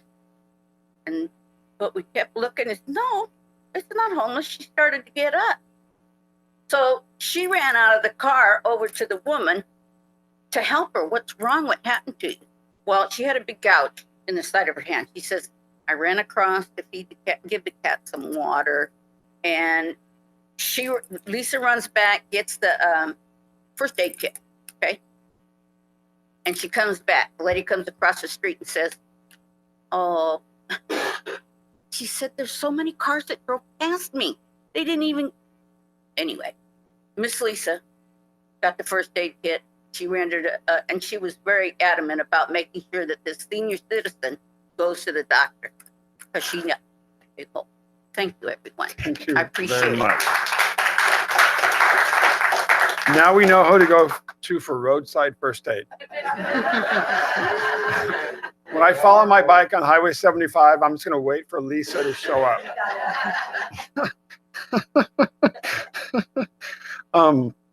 Council members, Mr. Patton. Yeah, a few things here. I know it's been a long road for her, for Miss, we call you Miss Lisa, Miss Lisa. And I know there's been some speed bumps, and I know there's been times that you wanted to scream. And when you've talked to me, and I'm sure that other council members, you've kept your and been as cordial as possible. But I get it. And Mr. Fisher made some really good points about, you know, I said it. I want to make it easier for people to get business to open. He said it. He said it. He said it. I guarantee you. You know, the 12-foot trees, I don't see 12-foot trees at McDonald's, Cal-Am, post office. I mean, you know, yeah, you know, on and on. So, I mean, let's just make it a little easier. Design review had a big part to do with this, but I think, you know, we want that little corridor to be nice and neat. And if you look around, it's not nice and neat, except for one building first. So that's point number 1 and 2. Point 3, and it was brought up, Miss Lisa.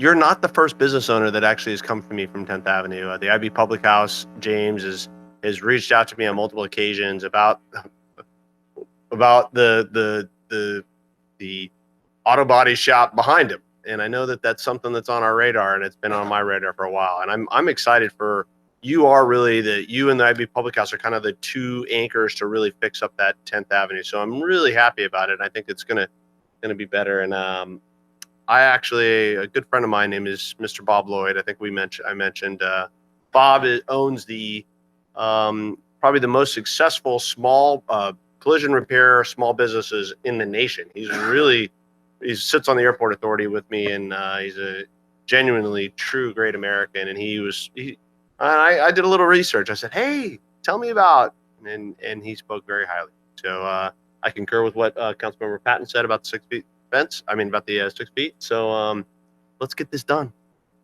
Great. Thanks. We knew this project was underway, but it was thank you for letting me know that there were some issues, and we tried to make sure this was we resolved them. Apparently we did, but I think in the future, and everybody, our job here is when there is a problem to let us know, so we can make sure that the process is working as it's supposed to. In this case, it didn't, and it just seems like once in a while there's these glitches where someone just gets held up. We shouldn't become like a DMV or Politburo style bureaucracy to get a business approved. Mr. Fisher, you highlighted all kinds of inconsistencies that I think are true. And then the reality of our code enforcement, we've got some slum, the King buildings on 10th Avenue, including I won't mention the name of the bike shop, the guy who used to own it. We were growing up. That building, some of you may know it, maybe Tim Unger does, or see, Eric knows what I'm talking about. Yeah, and the car wash is boarded up. So anyway, thank you, Lisa, for making this investment, and we've seen the changes already. And you're right. I mean, I think the inconsistencies of the building was open before, and then no CUPs required, and then all of a sudden new. So now I'm glad we're fixing it, and I was a client, and I'm super happy. But I had to go to Chula Vista, but I did when I was waiting. I think get some good tacos nearby, so I rode my bike back, so that was okay. Anyway, so with that, I'd like to close the public hearing and entertain a motion to adopt resolution number 2019-8049, approving regular coastal permit CP 1826. So moved. Please vote.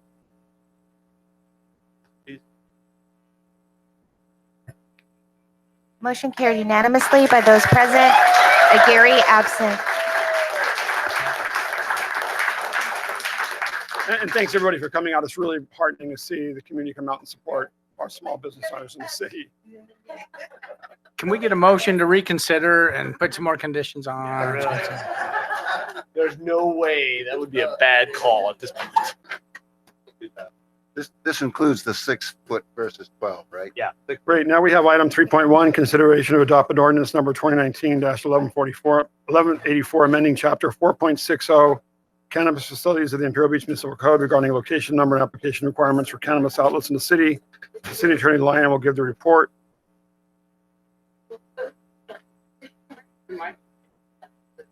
Yeah, we'll wait a second. What? We'll take a break.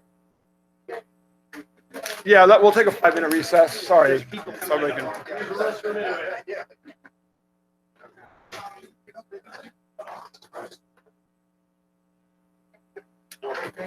know. Yeah.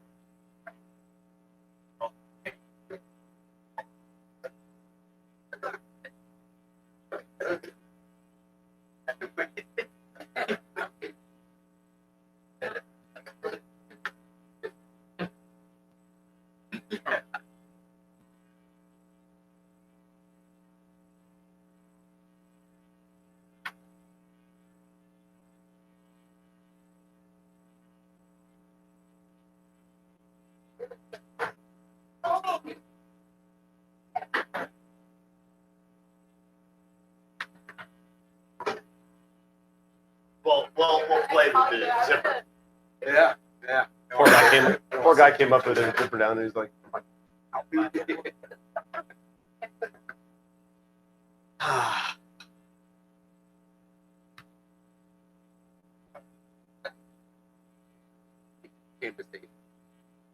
did he? Good. One more.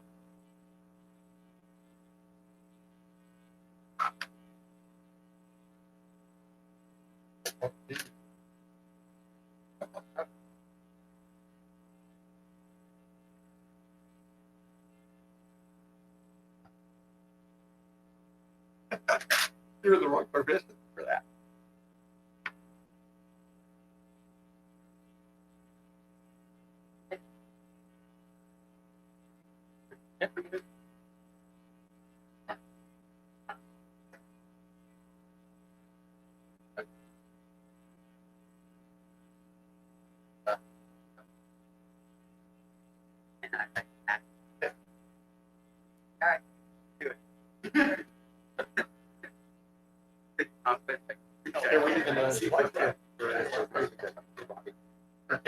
No. Actually, you know, you might be. You never know. You might. Yeah. You know. South Yosemite. It definitely. You never know. 10 hours.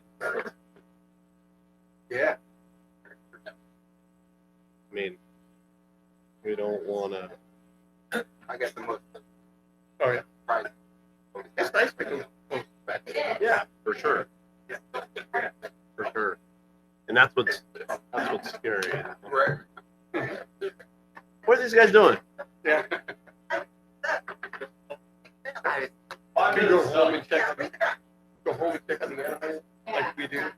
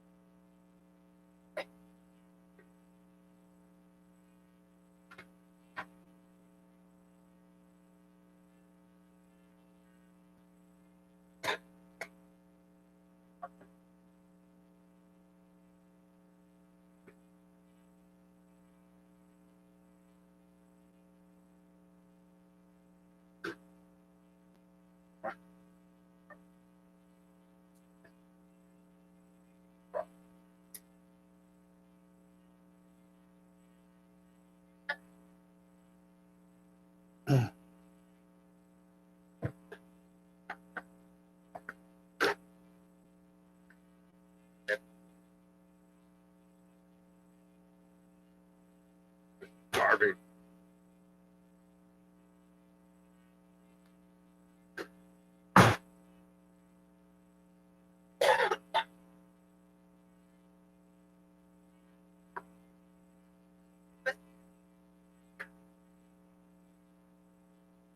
We're only gonna do a lot. Want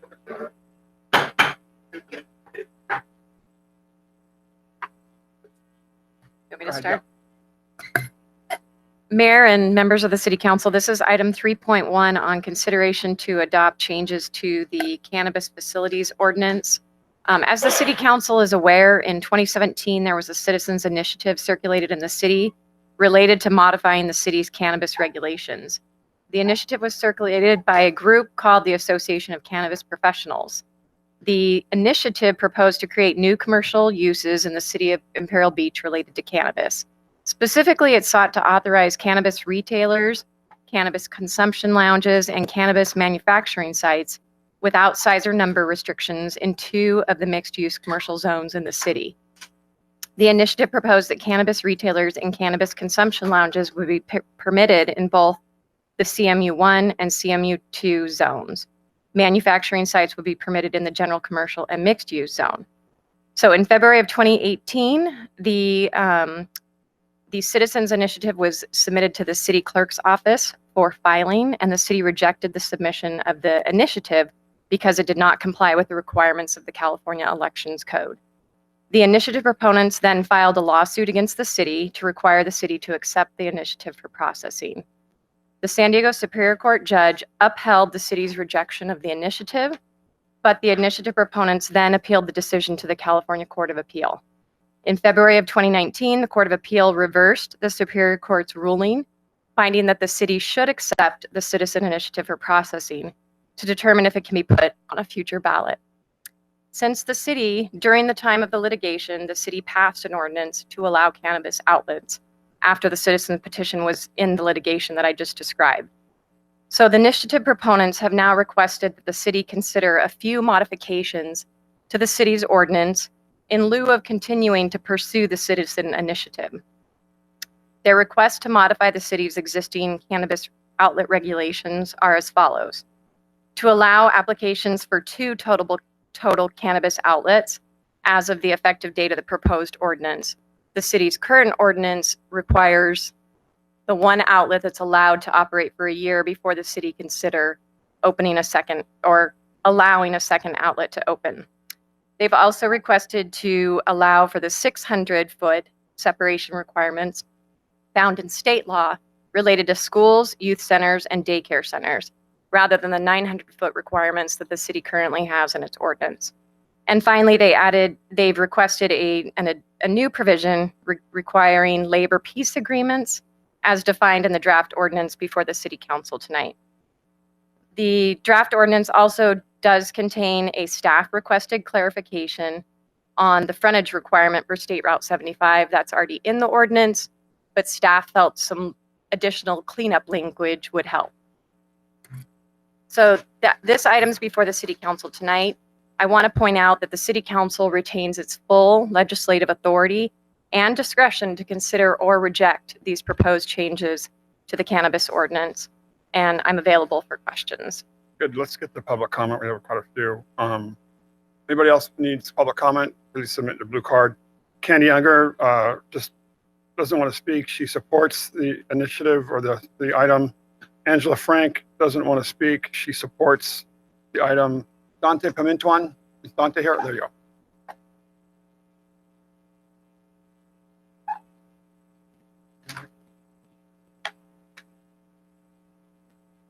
So I'm participating in transparency here. I've always believed in the economic potential of Imperial Beach and our visitors to our local businesses and our beloved beach town. Ecotourism, yes, I am in support of. Cannabis shops, no. Increasing crime, yes, it's going to happen. As documented from Colorado and spoken about from one of our newest residents at the last council meeting, where crime rates were documented in Colorado up to 1,000%. I am opposed to this new amendment that asks to reduce the distance between children and schools to 600 feet. This affects our quality of life and ruins our mission of Classic IB. I will restate this. The local workshop for the residents in the beginning of this whole process was flawed by outside interest groups and individuals from Coronado, Pacific Beach, Portland, Oregon, and those are the constituents that are filing this amendment. This resulted in a very flawed survey.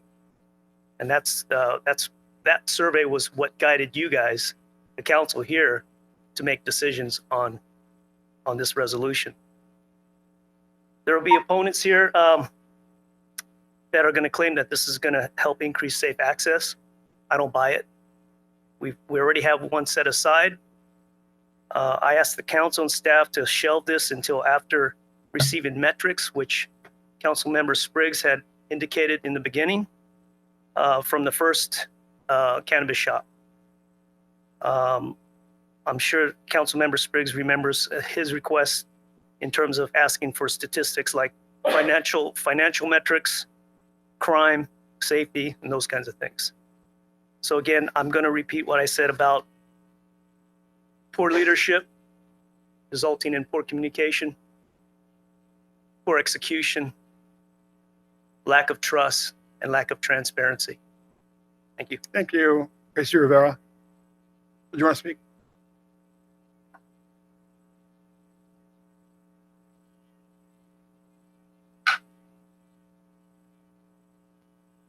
Good evening. Thank you for having me. Tracy Rivera, 1239 Palm Avenue.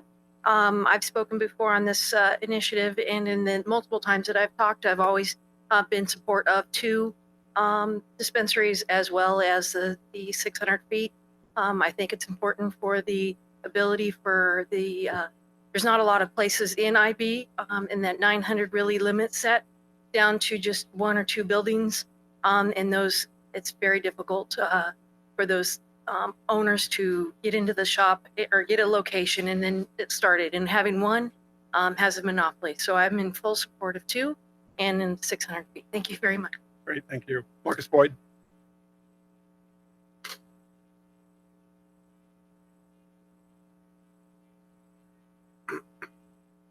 Good evening, City Council. Thank you, Mr. Mayor, City Council, and City staff.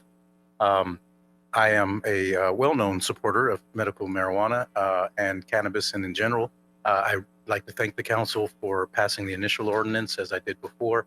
And as I said at that time, the 900-foot was a completely arbitrary number, not based on any facts or findings, but just based on a knee-jerk reaction and disdain, I think. 600 feet was well established by the state and fits a small demographic such as Imperial Beach. Allowing the initiative to move forward would cost the city and the taxpayers an unnecessary amount of money. The city has already moved forward with allowing for an ordinance. It might as well keep the legislative power that it is that is existing now in that ordinance by extending it a little bit, allowing for 600 feet, 1 additional location, and the labor the labor peace agreement is a fair request, and it's something that's happening nationwide. In the same tone as saving money, I would, and it doesn't actually pertain exactly to the amendment or to the initiative. However, Assembly Bill 1792, I believe it was passed last September, and it requires the state to identify people that have been convicted of marijuana offenses that would otherwise be legal today.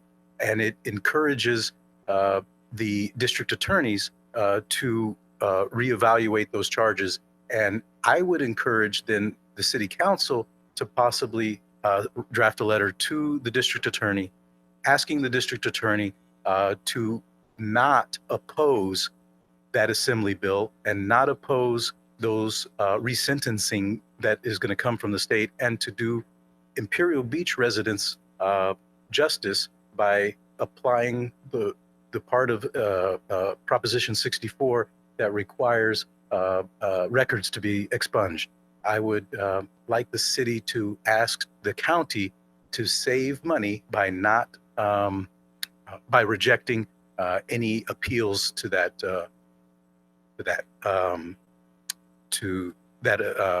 assembly bill. And thank you very much for your decision tonight, and I hope that we move forward. Thank you. Great, thank you. Rod Frida.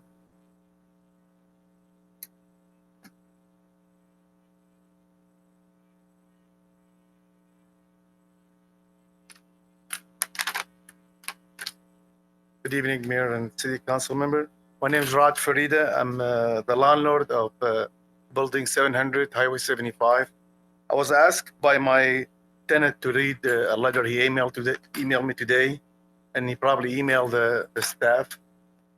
And it says in the letter, Mayor and Council member, my name is Harry Evan Penhasi. I'm the owner of the Bullpen IP at 706 Highway 75. I will not be able to attend the meeting tonight as I currently out of town. As a local business owner and a current applicant in the cannabis licensing process, I want to express some concerns and feedback. My partners and I have no major objection to the proposed changes. We, however, are concerned about 2 aspects of the process. One, we believe it's very important that for a fair process to occur, the proposed amendment eliminating the distance requirement between 2 cannabis entities must be included in the final ordinance.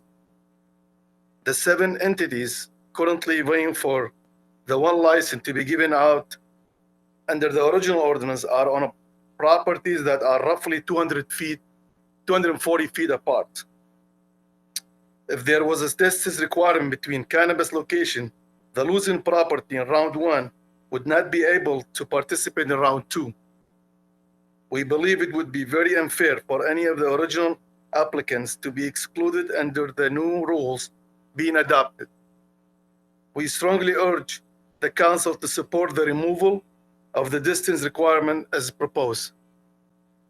2, we feel it would be very unfair if any of the applicants in round 1 were required to duplicate fees and submission requirements for round 2. If the original process had included that 2 licenses were to be granted, then only 1 fee and submission process would be required.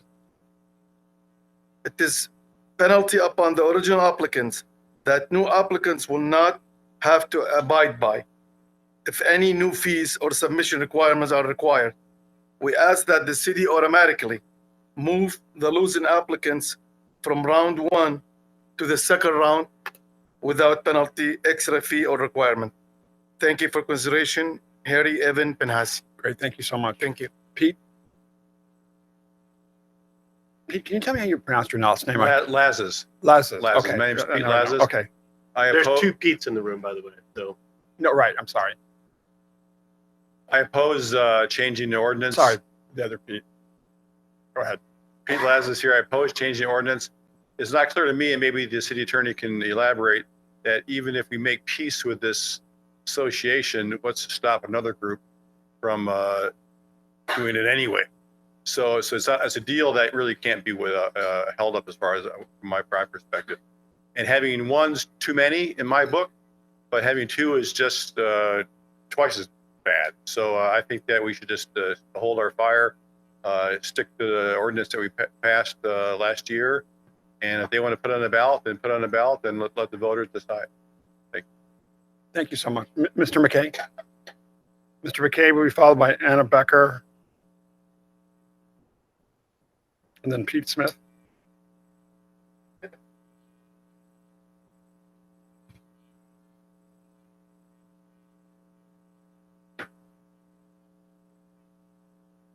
Good evening, Mr. Mayor and council members and staff. I'd like to read a prepared statement this evening. Mitch McKay, 714 Holly Avenue, Imperial Beach, California, 91932. I'm here tonight to address agenda item 3.1, which is the cannabis dispensary issue we're all familiar with. I wish to go on record opposing any changes to the current ordinance, which I also did not originally support. I cannot understand why the city is again acquiescing on this specific issue. It seems like every veiled threat or simple inference of a potential lawsuit has the city bending over backwards and cowering. We need the city to do better for its residents than tossing in the legal towel at the least hint of a requirement for possible litigation. We pay over $150,000 a year for legal representation. This is not adequate. The city's initial ordinance was a, quote, trial basis data gathering experiment for one dispensary. It was, in fact, a hollow ordinance, which unfortunately contained no full cost recovery provisions to the city, nor any ability to attach local cannabis tax to offset anticipated increased city and law enforcement costs. I feel that this proposed expansion of the current ordinance is ill-conceived, ill-advised, and does not deliver, as the ordinance clearly states, whereas the city council finds it necessary to protect the public health, welfare, and safety of its residents. In fact, the actions proposed this evening do nothing but further degrade stated goals of a stated goal by increasing availability, increasing accessibility, decreasing the safety net of physical separation between dispensaries from children and their developmental activities. I respectfully ask the mayor and the city council to reject this proposal tonight. I would also request respectfully that the city attorney and the city manager work harder at crafting a counter proposal to the cannabis proponents and litigants, which reflects the best interests of this community. Thank you. Thank you. Anna Becker.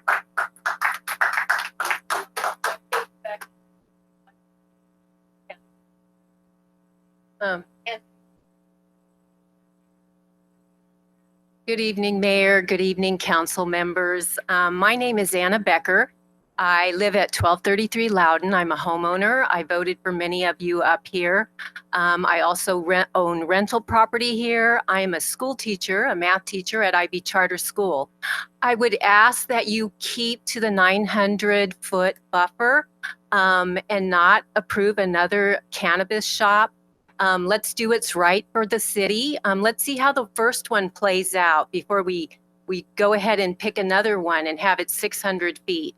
As a school teacher, I'm very concerned about children. So please take this into consideration. I thank you for what you do. And I would ask that you hold the line. If it has to go to a vote, let the people vote, because, you know, people change their minds. And a lot of times they vote for things, but it's not in their backyard. And then they change their minds. So thank you very much. Thank you. Pete Smith.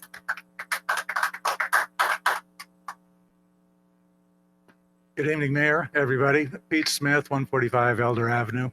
I'm here tonight to speak as someone who's lived in IB for 7 years and really loves the place. And that comes after having lived the rest of my life in different parts of San Diego County. And I've really gained a real love for the city and what's unique about it.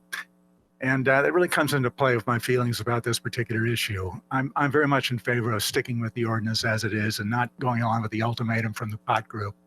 When you look at IB does not have an equivalent for an isolated part of the new business commercial area of Otay Mesa. It does not have an equivalent for the warehouse and commercial area behind the sports arena. It does not have an equivalent for the shipyard side of Harbor Drive. It does not have an equivalent for locations along frontage roads to Interstate 8 and Interstate 5 in Sereno Valley and Mission Valley. That's where all the other legal dispensaries are. IB has nothing like that. IB is unique because it's a 2-by-2 mile city that's packed with people. I think it's probably the most densely populated city in San Diego County. We not only don't have an agriculture area or an industrial area, our commercial districts are all about 1 or 2 buildings deep, meaning if you from any of them, if you go about 1 or 2 buildings, you'll hit houses or apartments or condominiums. My concern about this is that, if I had my way, there would be no pot shops here, but I get the democracy thing. So we have one coming. I think 1 is more than enough. 2 would be a mistake.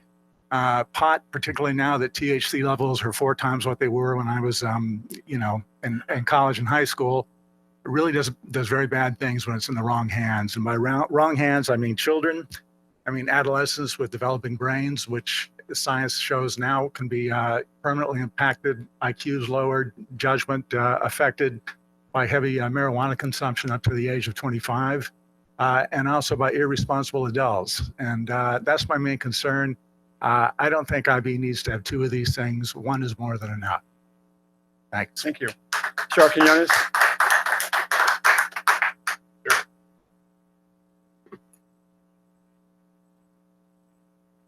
Cheryl Quinones. I am the president of the South Bay Union School District. Tonight, I am standing as the president of the children here, K through 8. I oppose this ordinance in its true fashion. I came 6 months ago and spoke to you about it when we were discussing it. It's something that the voters put through. It is something that the city took hold of, and I appreciate the city writing ordinance and getting out in front of this. Otherwise, we'd be like Chula Vista, and we're not Chula Vista. I asked 6 months ago that moving forward with this, I too am opposed to anything closer than 900 feet to any of our children. Growing up in IB, we've seen a lot of things. We have, but we don't want it next to our schools. But most importantly, 6 months ago, I came to you and asked that moving forward and understanding this would take time, that the council please consider moving forward with the revenue that it will generate for our town. And that that perhaps you would come with proposal to South Bay and partner with South Bay for professional growth money to deter children from drug prevention programs. We've done a great job with smoking. I have 3 generations deep now that don't smoke, nor do drugs, thank God. And we want to keep that momentum going. Our teachers need professional development. We need money to help our teachers support our students in making great choices, making good choices, and being leaders in our community going forward. So I thank you for your consideration when moving forward as you go into your study team, what best to do with our taxpaying dollars that come through this endeavor, putting South Bay Union School District at the forefront. Thank you. Thank you. Patty McCluskey. Patty here.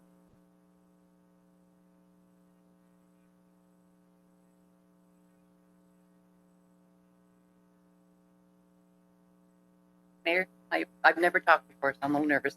Oh, My name is Patty welcome. McCluskey. My dad joined the Imperial Beach Police Department in July of 1964. Back then, he was told that if he were to relocate his family from our rented house in Chula Vista, he'd have to move to the beach because they wanted their cops at the beach. In 1968, against my mom's wishes, he bought the house at 328 Bonito. I attended Westview Elementary, and I attended Mar Vista Middle and graduated from Mar Vista High in the mid-70s. During this period and into the early to mid-80s, Imperial Beach was like a Wild West town. Drugs were rampant. Bikers were seen every day flying their colors. If I were to go to the beach, my dad would only allow me to go between the jetties. The one time I went to the pier, I got caught. IB closed its doors in 1983 and the sheriffs moved in. Shortly after that, Port District came into play. Be it the sheriffs or the Port District, or both, the city has become a long way from what it was back in those days. It became much more family friendly. Both my kids went through elementary schools here, graduated Mar Vista High. I'm thankful that they were able to roam the beach without the restrictions I had when I was growing up. And Mayor Jadina said at the beginning of the meeting, there's nothing more important than keeping our children safe. So I would encourage council to reconsider and reject these amendments. Thank you. Thank you so much. It's nice to have you. Fred Drees. Trace. Fred's followed by Leonora, and then Judy. Is Fred Dreiss here? Fred. Did I pronounce that correctly? Sir, is it Fred Dreiss or Dreiss? Dreiss, thank you. Councilman, Mayor, I think the city council has to take a look at the background. Imperial Beach, I've been here over 30 years, and there was a time when drug sales, potheads, derelicts, quasi gang people visited and took over the Seacoast Drive and the pier area. We've had city councils before you that have changed the progress forward in this city. There was a time when businesses would run from Imperial Beach, and now they're running to Imperial Beach. I vehemently oppose any pot facility. I will concede for medical reasons that we have to have pot houses, if you would, cannabis, if you want to be gingerly about it. For the city council to consider a second one is a step backward. And I would hate this city council and the mayor be known as a council and mayor that took a step backwards in Imperial Beach rather than forward. And so with that in mind, I think that the city council should look hard and fast at any furtherance of these cannabis facilities. Recreational drug. How would you like to have a stable in your backyard? Because riding horses is a recreation. Skateboarding is a recreation. Bicycle riding, swimming. We have tourists come here for recreation. How cannabis fits into the category of recreation is beyond me. Is it recreational to get high, stumble around, drive drunk or high? Or add additional work on the, by the sheriff's department? The sheriff's department has been very helpful in bringing Imperial Beach forward to a more viable and livable area, not a recreational cannabis shop. Thank you. Thank you so much. Is it Leonara? Is it Leonard? Oh, sorry. That's Leonard Miranda. Okay, no problem at all. Hello again, Leonard Miranda. Thank you for allowing me to speak. I came a couple of weeks ago and gave you some statistical information. Basically, what it was is has been an increase as they've looked at Colorado, who legalized marijuana in dispensaries about 5 years ago, and it's really been sad. All the studies are indicating crime is going up, and someone recited the same stats: 26% up to 1,400% in the communities that have allowed it. I'm going to bring a little more data to this. Alex Brenson is a journalist for the New York Times. Or a former journalist. His wife happens to be a doctor who is a forensic psychologist. And so together, this journalist started looking at the marijuana issue, read a lot of studies, and finally his wife encouraged him to do a book because they were seeing a lot of issues come up with the marijuana. He did a book, and the book is basically identifying the dangers of cannabis. And the title of the book is called Tell Your Children. And that book and that author were interviewed on Fox News, and he shared some information. He said, the scientific studies are now showing that cannabis is a neurotoxic. A neurotoxic is basically a fancy way of saying this is bad for your brain. And the few people I know that smoke marijuana, I could attest to that by personal testimony. But anyway, it is linked to psychosis and schizophrenia, which then breeds violence. It also breeds the inability to work and start thinking. So the issue is the science has now been kind of disregarded because we've kind of mainstreamed this again. We've kind of normalized it now. Now it's okay. But it's been well funded. The whole end game when we saw this come out in 1996, it started with compassionate use. And they got on our heartstrings, right? We want to see the cancer patients get it. Then it went to medicinal in 2015. And then it went to recreational. Kind of stole some of my thunder there. But in recreational, again, that's how the marketing goes. They soften it, they pitch a disingenuous narrative, and they basically bamboozle the people. And I still have my doubts even about this citizens initiative, exactly who's behind it, because now I'm seeing people who have lived here for a long time saying they've never come up here. So I think you're driving out some of the fabric of this beautiful community, and I don't think your citizens really support this. I think money got behind some people, they underhandedly changed the narrative, now are bamboozling you with the same kind of legal issues that kind of scare a lot of people. Nobody wants to spend money needlessly. But this is one where I don't mind spending my tax dollars to fight. Law enforcement is not equipped to deal with this issue. Law enforcement can recognize alcohol symptoms. They can get DUI. They cannot as readily, they're not as trained up for medicinal marijuana or marijuana people driving under the influence. Here's some stats that were shared on that Fox News station with this author. 69% of all pot users admit to have driving high in the last year. 27% admitted to driving stoned almost daily. 27%. Think about that. How many stoned drivers are out there? And 10% of the marijuana users thought they actually drove better by being under the influence of marijuana. But the fact of the matter is, crime is, and Mr. Miranda, if you could just wrap it up with like 5 seconds. 5 seconds. Wow. You let that lady go on for a story about the lady that fell on the thing. I know this is an issue, but okay, I'll try and wrap it up real quickly. Basically, at the end of the day, marijuana outside of compassionate use and medicinal use is a vice. Just flat out, it's a vice. Thank you very much. Goes in like, okay, you're going to push me out. Judy Stang, or Strang, is it Strang? Okay, anyway, I'm opposed to it if I didn't make my statement. Great, thank you very much.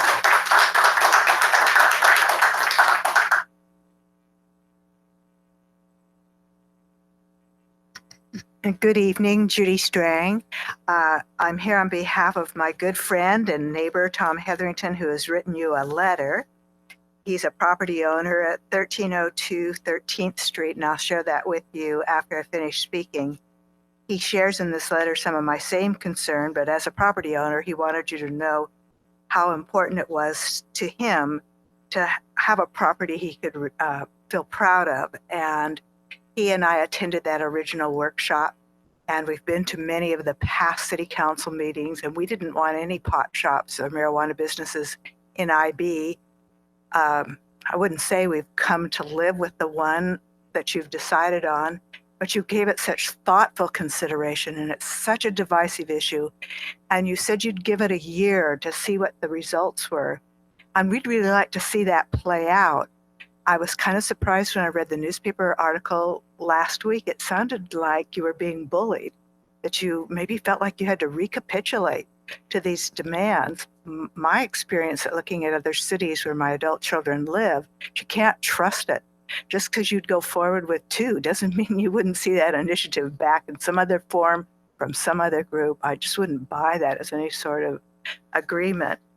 And I just want to say that when I talk to parents, because I serve as a health VP for PTA, they are just gravely concerned about the concentrates in the vaping cartridges that their children are now using.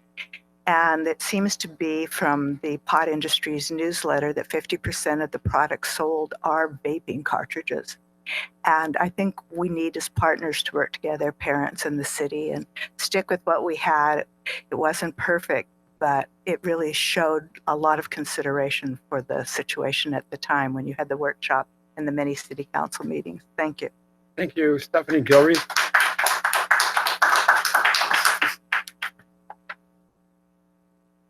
And then after that's Rosie Covarubia, I think. I think we've already got the letter. Thank you, Stephanie. Good evening. Thank you. I've already spoken on this 2 weeks ago, but I want to reiterate that I oppose this. Once again, we're a military town. We have been for years. Tax revenue will go down unless Speak into the microphone, please. tax revenue will go down because the military will put these areas off limits and other businesses will suffer. So I know that you've already allowed one, but let's not allow 2. Thank you so much. Rosie.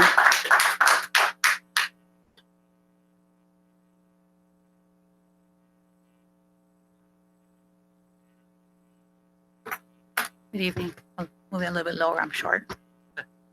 My name is Rosalina Covarrubias, and I live here on 803 9th Street. I've been there about 15 years, and I lived in this area about 40 years. And one of the things that I have noticed is a lot of changes, and I just barely found out about this, and I can't tell you how upset I am, that I hope I can at least speak correctly. My son graduated from Mar Vista High. My daughter currently attends Imperial Beach School right here, and my granddaughter just graduated from Westview.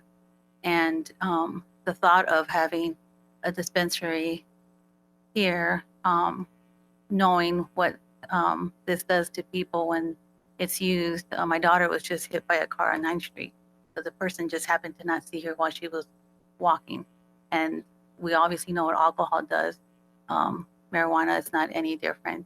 We already have our police overburdened with other things. There are other places that you can go to obtain what you need.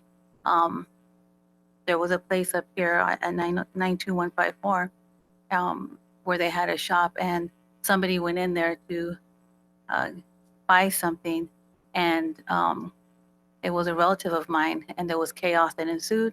The police had to be called. They had to be pepper sprayed. There was children around. It was just a horrible thing to see, and I know it exists because, like I said, it was a relative of mine. I'm not going to be naive to say that Imperial Beach doesn't have drugs in the community. I see it all the time. It's in the underbelly, and when you live in that type of lifestyle, you see it. If you don't, then you don't see it.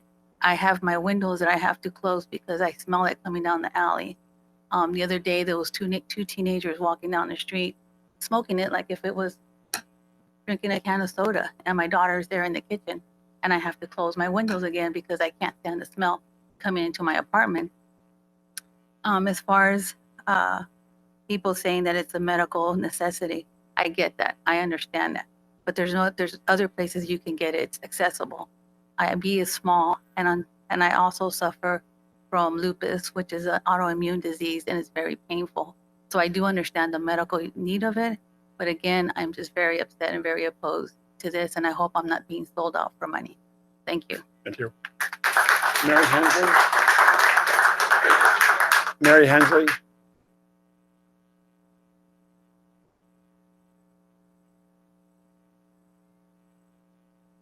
Mary Hensley. I live on Loudon Street.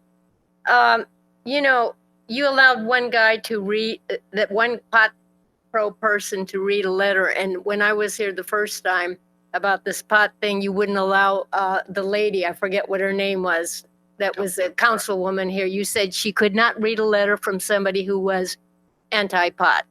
So I just want to make that note. Now, the other thing, when we're talking about what it does, somebody just handed me this paper, this Tuesday, June 18th. It says that a 22-year-old man in his vehicle, he had a crash, a hit and run, and DUI, and the guy suffered, his passenger suffered life-threatening injuries, and 10 News reported that the arrested driver told police he had been smoking marijuana before the crash. So I agree with everything, especially the one who was quoting about what Colorado's like.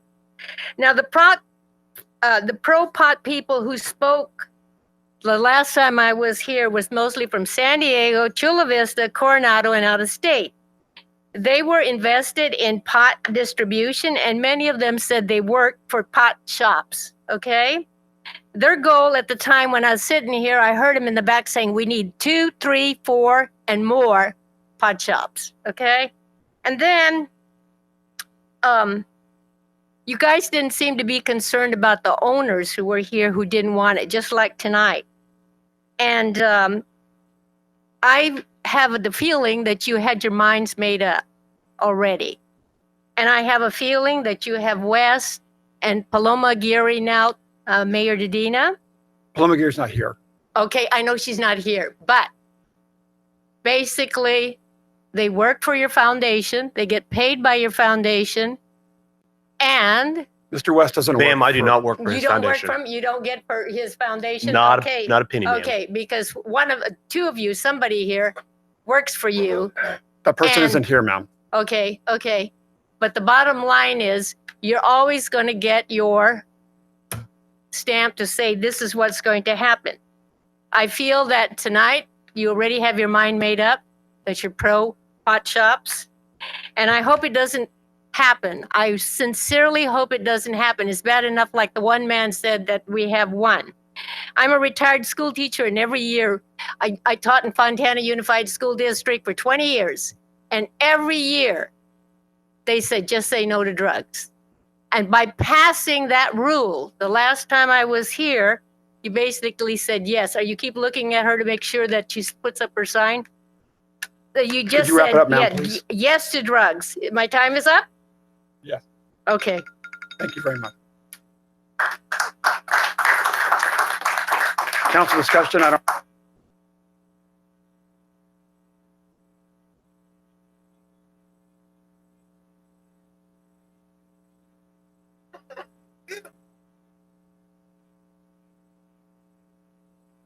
I'll speak. I want to thank everybody for coming out. Did you?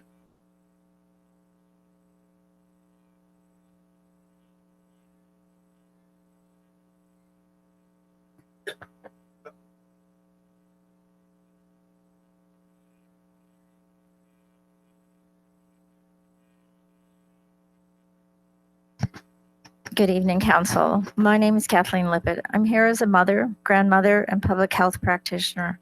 I advocate for public health policies that contribute to public health safety and quality of life. As a property owner in the city of San Diego, I've attended city meetings and meetings throughout the county, where, as in IB, marijuana profiteers, advocates, and lawyers came to city meetings to request regulations be adopted to allow them to operate for profit and operate legally. They made empty promises, assured they would be safe operators, they would be friendly neighbors. They promised to respect sensitive uses. They just wanted to be legal, and they would abide by and accept all regulations imposed upon them. But once regulations were adopted, they wasted no time in challenging the regulations that were there. I've seen them defy advertising codes, challenge youth-oriented facilities, and the sensitive use distance requirements. They're lawyers, they get city codes amended for their benefit. They buy out existing child-oriented facilities, and they challenge youth-oriented status. They scour public records for obscure technical change of use permits that churches failed to file, allowing the marijuana operators to replace them. I hope the city will stand firm and not allow a second marijuana operation, or to reduce the distance requirements that will benefit the marijuana industry to the detriment of your children. As parents, city leaders, and community of caring adults, we must put the welfare of our young people ahead of the profits of the marijuana industry and take an honest look at the unintended harms of commercialized marijuana. And I have some handouts here for your edification. Thank you. Thank you very much. Appreciate it. Mr. Spriggs. Okay, I'm usually the last person to speak on this, but that's fine. And I was getting ready to thank everybody for coming out. It's late, and it's great to see folks hanging in there to express your heartfelt concerns about this. And almost everyone who's spoken realizes and has said, that we've been grappling with this issue for a long time. This isn't the first time it's come before the city council. We worked out a solution that ended up, I think, being a 3-2 vote for the existing ordinance, which is, let's start with one, let's do some research before we decide on another. We'll give it 12 months. So one of my big concerns about the amended, or about the amendment to our current ordinance, is that we lose the ordinance requirement for data gathering and analysis regarding complaints. I'm quoting from section 4.60.060, number of permitted cannabis uses. And this is the provision that says we'll start with one, and if these conditions are met, we'll consider a second.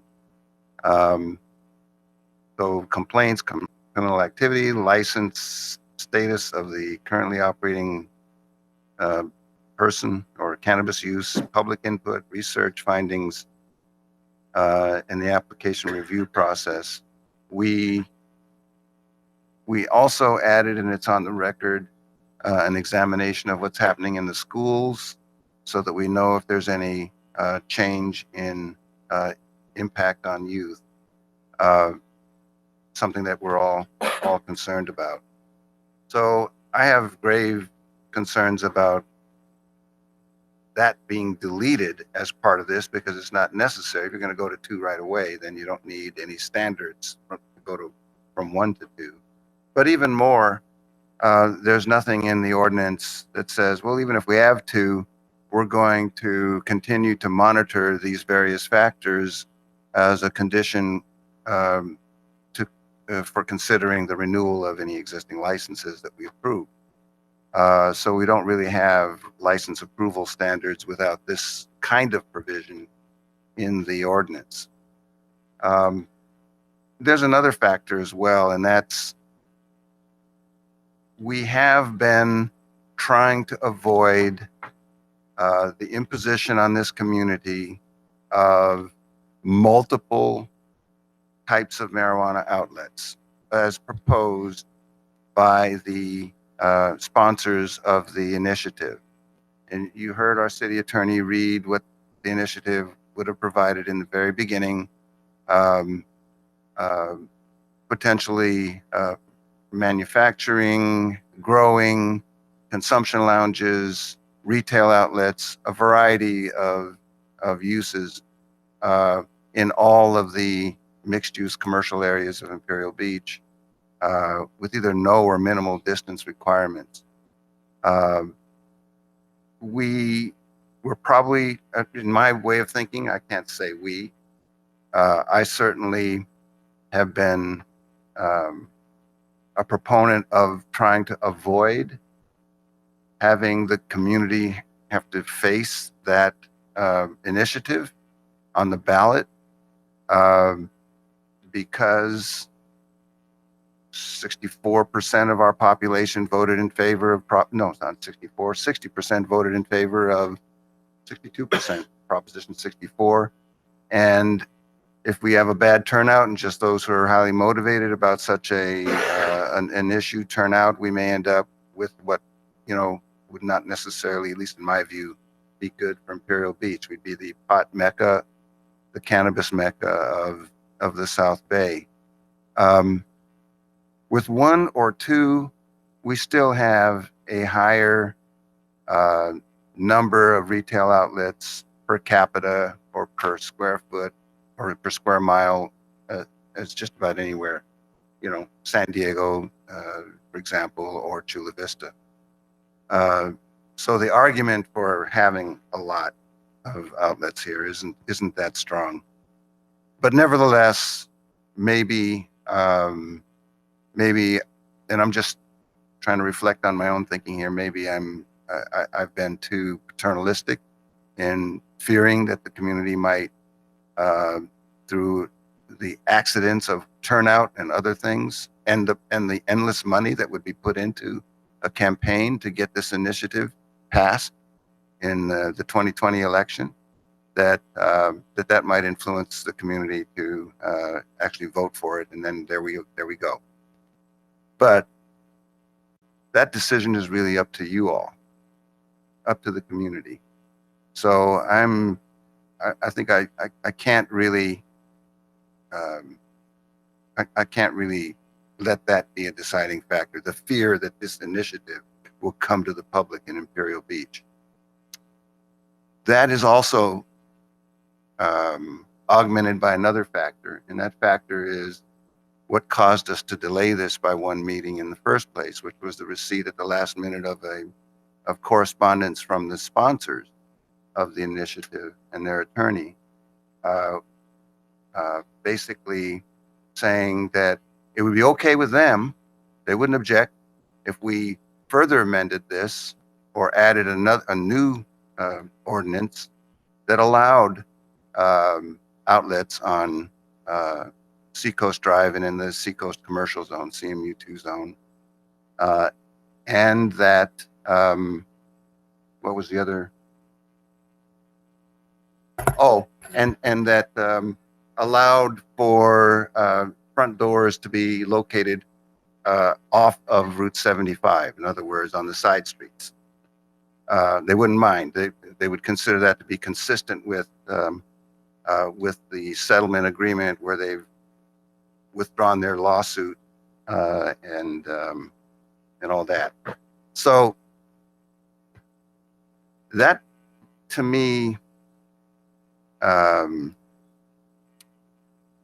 suggests that they're not really satisfied with this settlement as it is, that you've seen in front of you for the two outlets, 600 feet apart, that they'd really like to see more. And that lends to the concern that,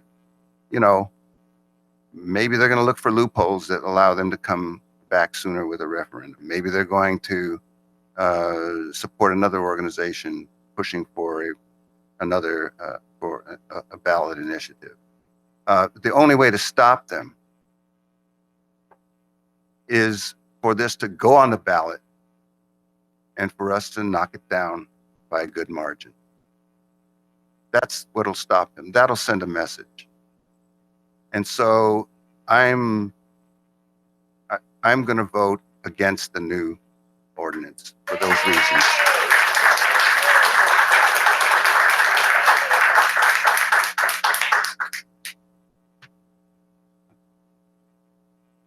Okay, I'll make this short and sweet. So I've considered this new amendment, like I consider everything I look at that's brought to me.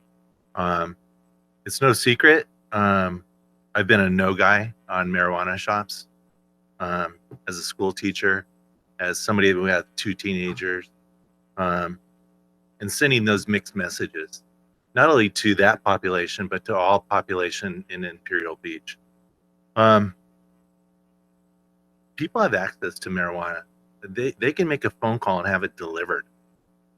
I have a neighbor, I think he gets it in less than an hour. And it's by a reputable place in an unmarked van. But people have access, and I want to make sure people do have access. Anybody that has medical reasons or for whatever reason they do it, if they're above 21, legal in the state. But everybody should know that if this does go on the ballot, Imperial Beach voters are super smart. There's a bunch in this room right now, obviously, and they smell outside money. And that's the only way this would pass. Outside money would have to come in and support this. And Imperial Beach residents, they do not like outside money, and it'll come across real quick. So to get to the point here, we came up with an ordinance already with one shop, as you heard, and possibly two. And I think we should keep that ordinance with no changes. Thank you. Mr. West. Mr. West. Yeah. So I think everybody knows I'm the one who actually spent the time with Councilmember Bragg writing the original ordinance. And we spent a lot of time doing research with our cities throughout the United States. I mean, we talked to Colorado. We talked to a town called Longmont, Colorado, that is demographically almost identical to IB, and we did that on purpose. You know, we wanted to go out and find out the cities that were similar to ours, population-wise, demographic-wise, and we spoke at length with their mayor, city council, and their staff, and it was all of the information, all the fear that we're getting right now was not what they told us. But I also hear all of you here. I think we have spent a lot of money with this. I don't know if you realize this, but I pulled back the onion a little bit, and we have been dealing with cannabis in our community since 2010. Not just since Prop 64, since 2010. And every year we have spent between $10,000 and $15,000 on attorneys. That comes out to about $100,000. And this year, additionally, it cost us $20,000 to fight what the ACP put together. If we reject this, I guarantee you, I don't have any. There's no ACP out there. I don't see anybody. All I see is people. I bet they're going to bring it back. That's another $20,000. If it goes to a ballot, it's going to cost in 2020, which is a general election year, which is the lowest amount that you can it's the cheapest time that you can put it on a ballot. It's going to cost us between $15,000 and $30,000. So, and then if we want to put together, God forbid that we want to go forward with what the ACP wants, which is cannabis facilities all throughout our community, it would really behoove us to put together another ordinance, a competing ballot measure. Guess what? That's another $15,000 to $30,000. Each one of these things is adding up. Where am I at right now? I'm at between $150,000 and $200,000. Who here attended our budget meeting? A lot of you guys, right? Yeah. $200,000 is a major hit on the city of Imperial Beach's budget. But money isn't everything. We need to make sure that everyone understands. My wife she's a CEO of a mental health hospital. 67 inpatient, 370 outpatient throughout San Diego County. Cannabis is part of her facility. Cannabis is something that makes great strides for a lot of people in our communities, including our veterans, including those people who suffer from PTSD. It's a part of our community. I know I've seen the heat maps that Ease uses for delivery. Like Councilmember Patton said, it is all over our community. I believe I have a financial fiduciary responsibility to make sure that I spend the money of City of Imperial Beach wisely, and I'm not sure we're doing it with this. But when Councilmember Ragg and I drafted this original ordinance, we knew we weren't going to get any extra tax out of this because it takes a vote of the people to raise taxes. We knew it was going to be, we were hoping it was going to be 2019. We were going to put it on a special ballot at that time because we knew we wanted to raise the taxes as soon as possible. But we knew we weren't going to be able to do it when the original ordinance was passed because you just can't do that. So what we decided was how are we going to help Imperial Beach? Well, we talked about let's really look at some of the areas and really go after some of the dilapidated buildings along Palm Avenue, and we'll make them front them. We'll make them LEED certified buildings. We'll minimize the signage. We'll put electric car charging stations. We'll help revive the buildings. So I kind of was thinking about this, and I believe this could be a nexus to one of the hardest things that we're working on right now, and that's affordable housing. I think that this is a possible avenue that we can really use as a nexus to really build affordable housing. And you can do it. There's communities all out there up and down in Northern California that are doing it right now. And if we move forward with this, I would like to see that if we decide to move forward, that we include as a mandatory requirement that they include 5 reasonably priced affordable housing index homes in addition on the ordinance. So in other words, they would have to put into our general fund money that's based on the reasonable affordable housing index at that time. Usually about right now it's between $100,000 and $150,000 that they would have to put into it as well. So that would help us build affordable housing in our community. And you know what? There's a lot of people who aren't homeowners in our community who are struggling and want to make sure that we provide affordable housing. We haven't been able to do it. The one affordable housing project that we actually passed, guess what? It's up for sale because it's so hard to do. So I think that there's ways that we could really craft this to be for the betterment of all of our community. And I think I'm in the minority, so I don't think I'm going to win, but that's what I believe. So that's all. Thank you, Mr. West. Thanks, everyone. Thanks to everyone who came out.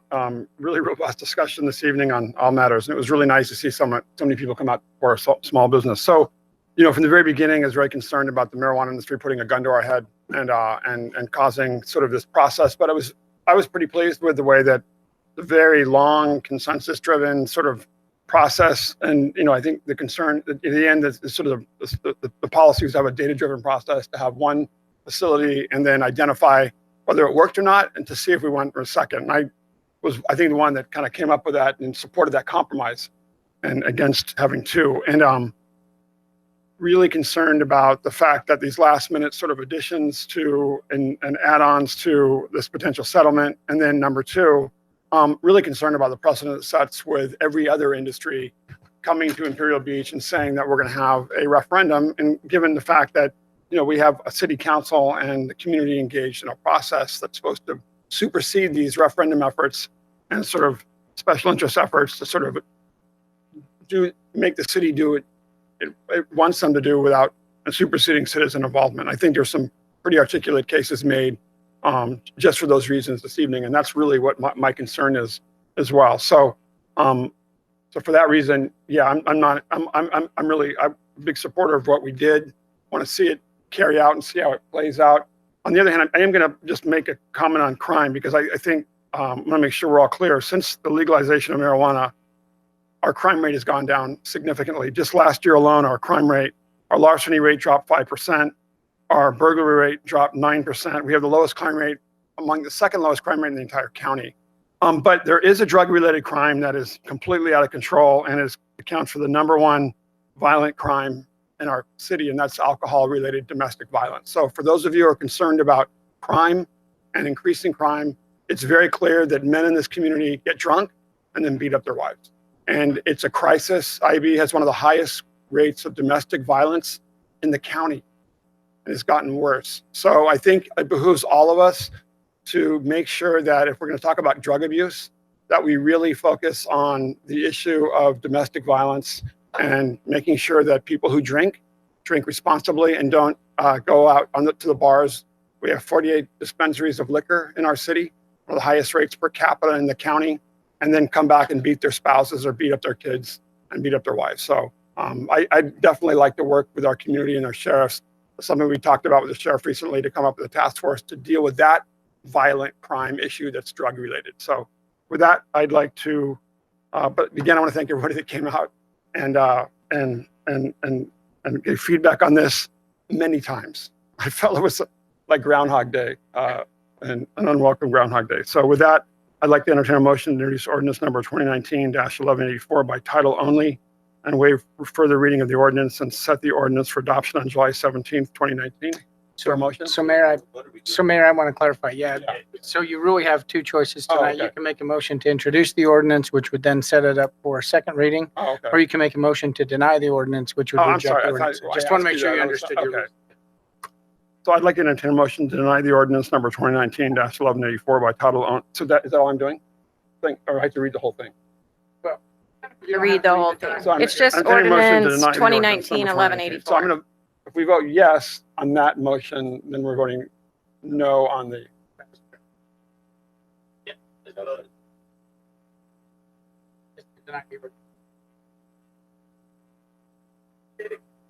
Well, we don't yet have a motion on the table. So if someone wants to make a motion, Thought I you just did. entertained it, you didn't. All right, So okay. you need to, if someone needs to make a motion to either introduce it or make a motion to reject it, then we'll see if it's a second and then we take a vote. I'd like to entertain a motion to deny ordinance, the introduction of ordinance number 2019-1184.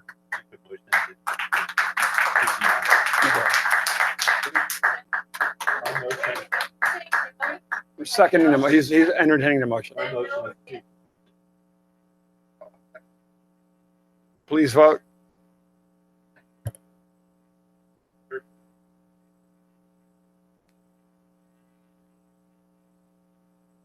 We voted. Motion carried by the following votes: ayes, Dedina, Patton, Spriggs; noes, West; absent, Aguirre.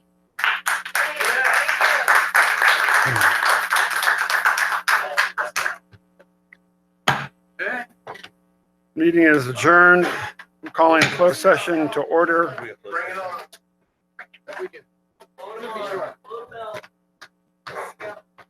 People laugh, they want to talk about it.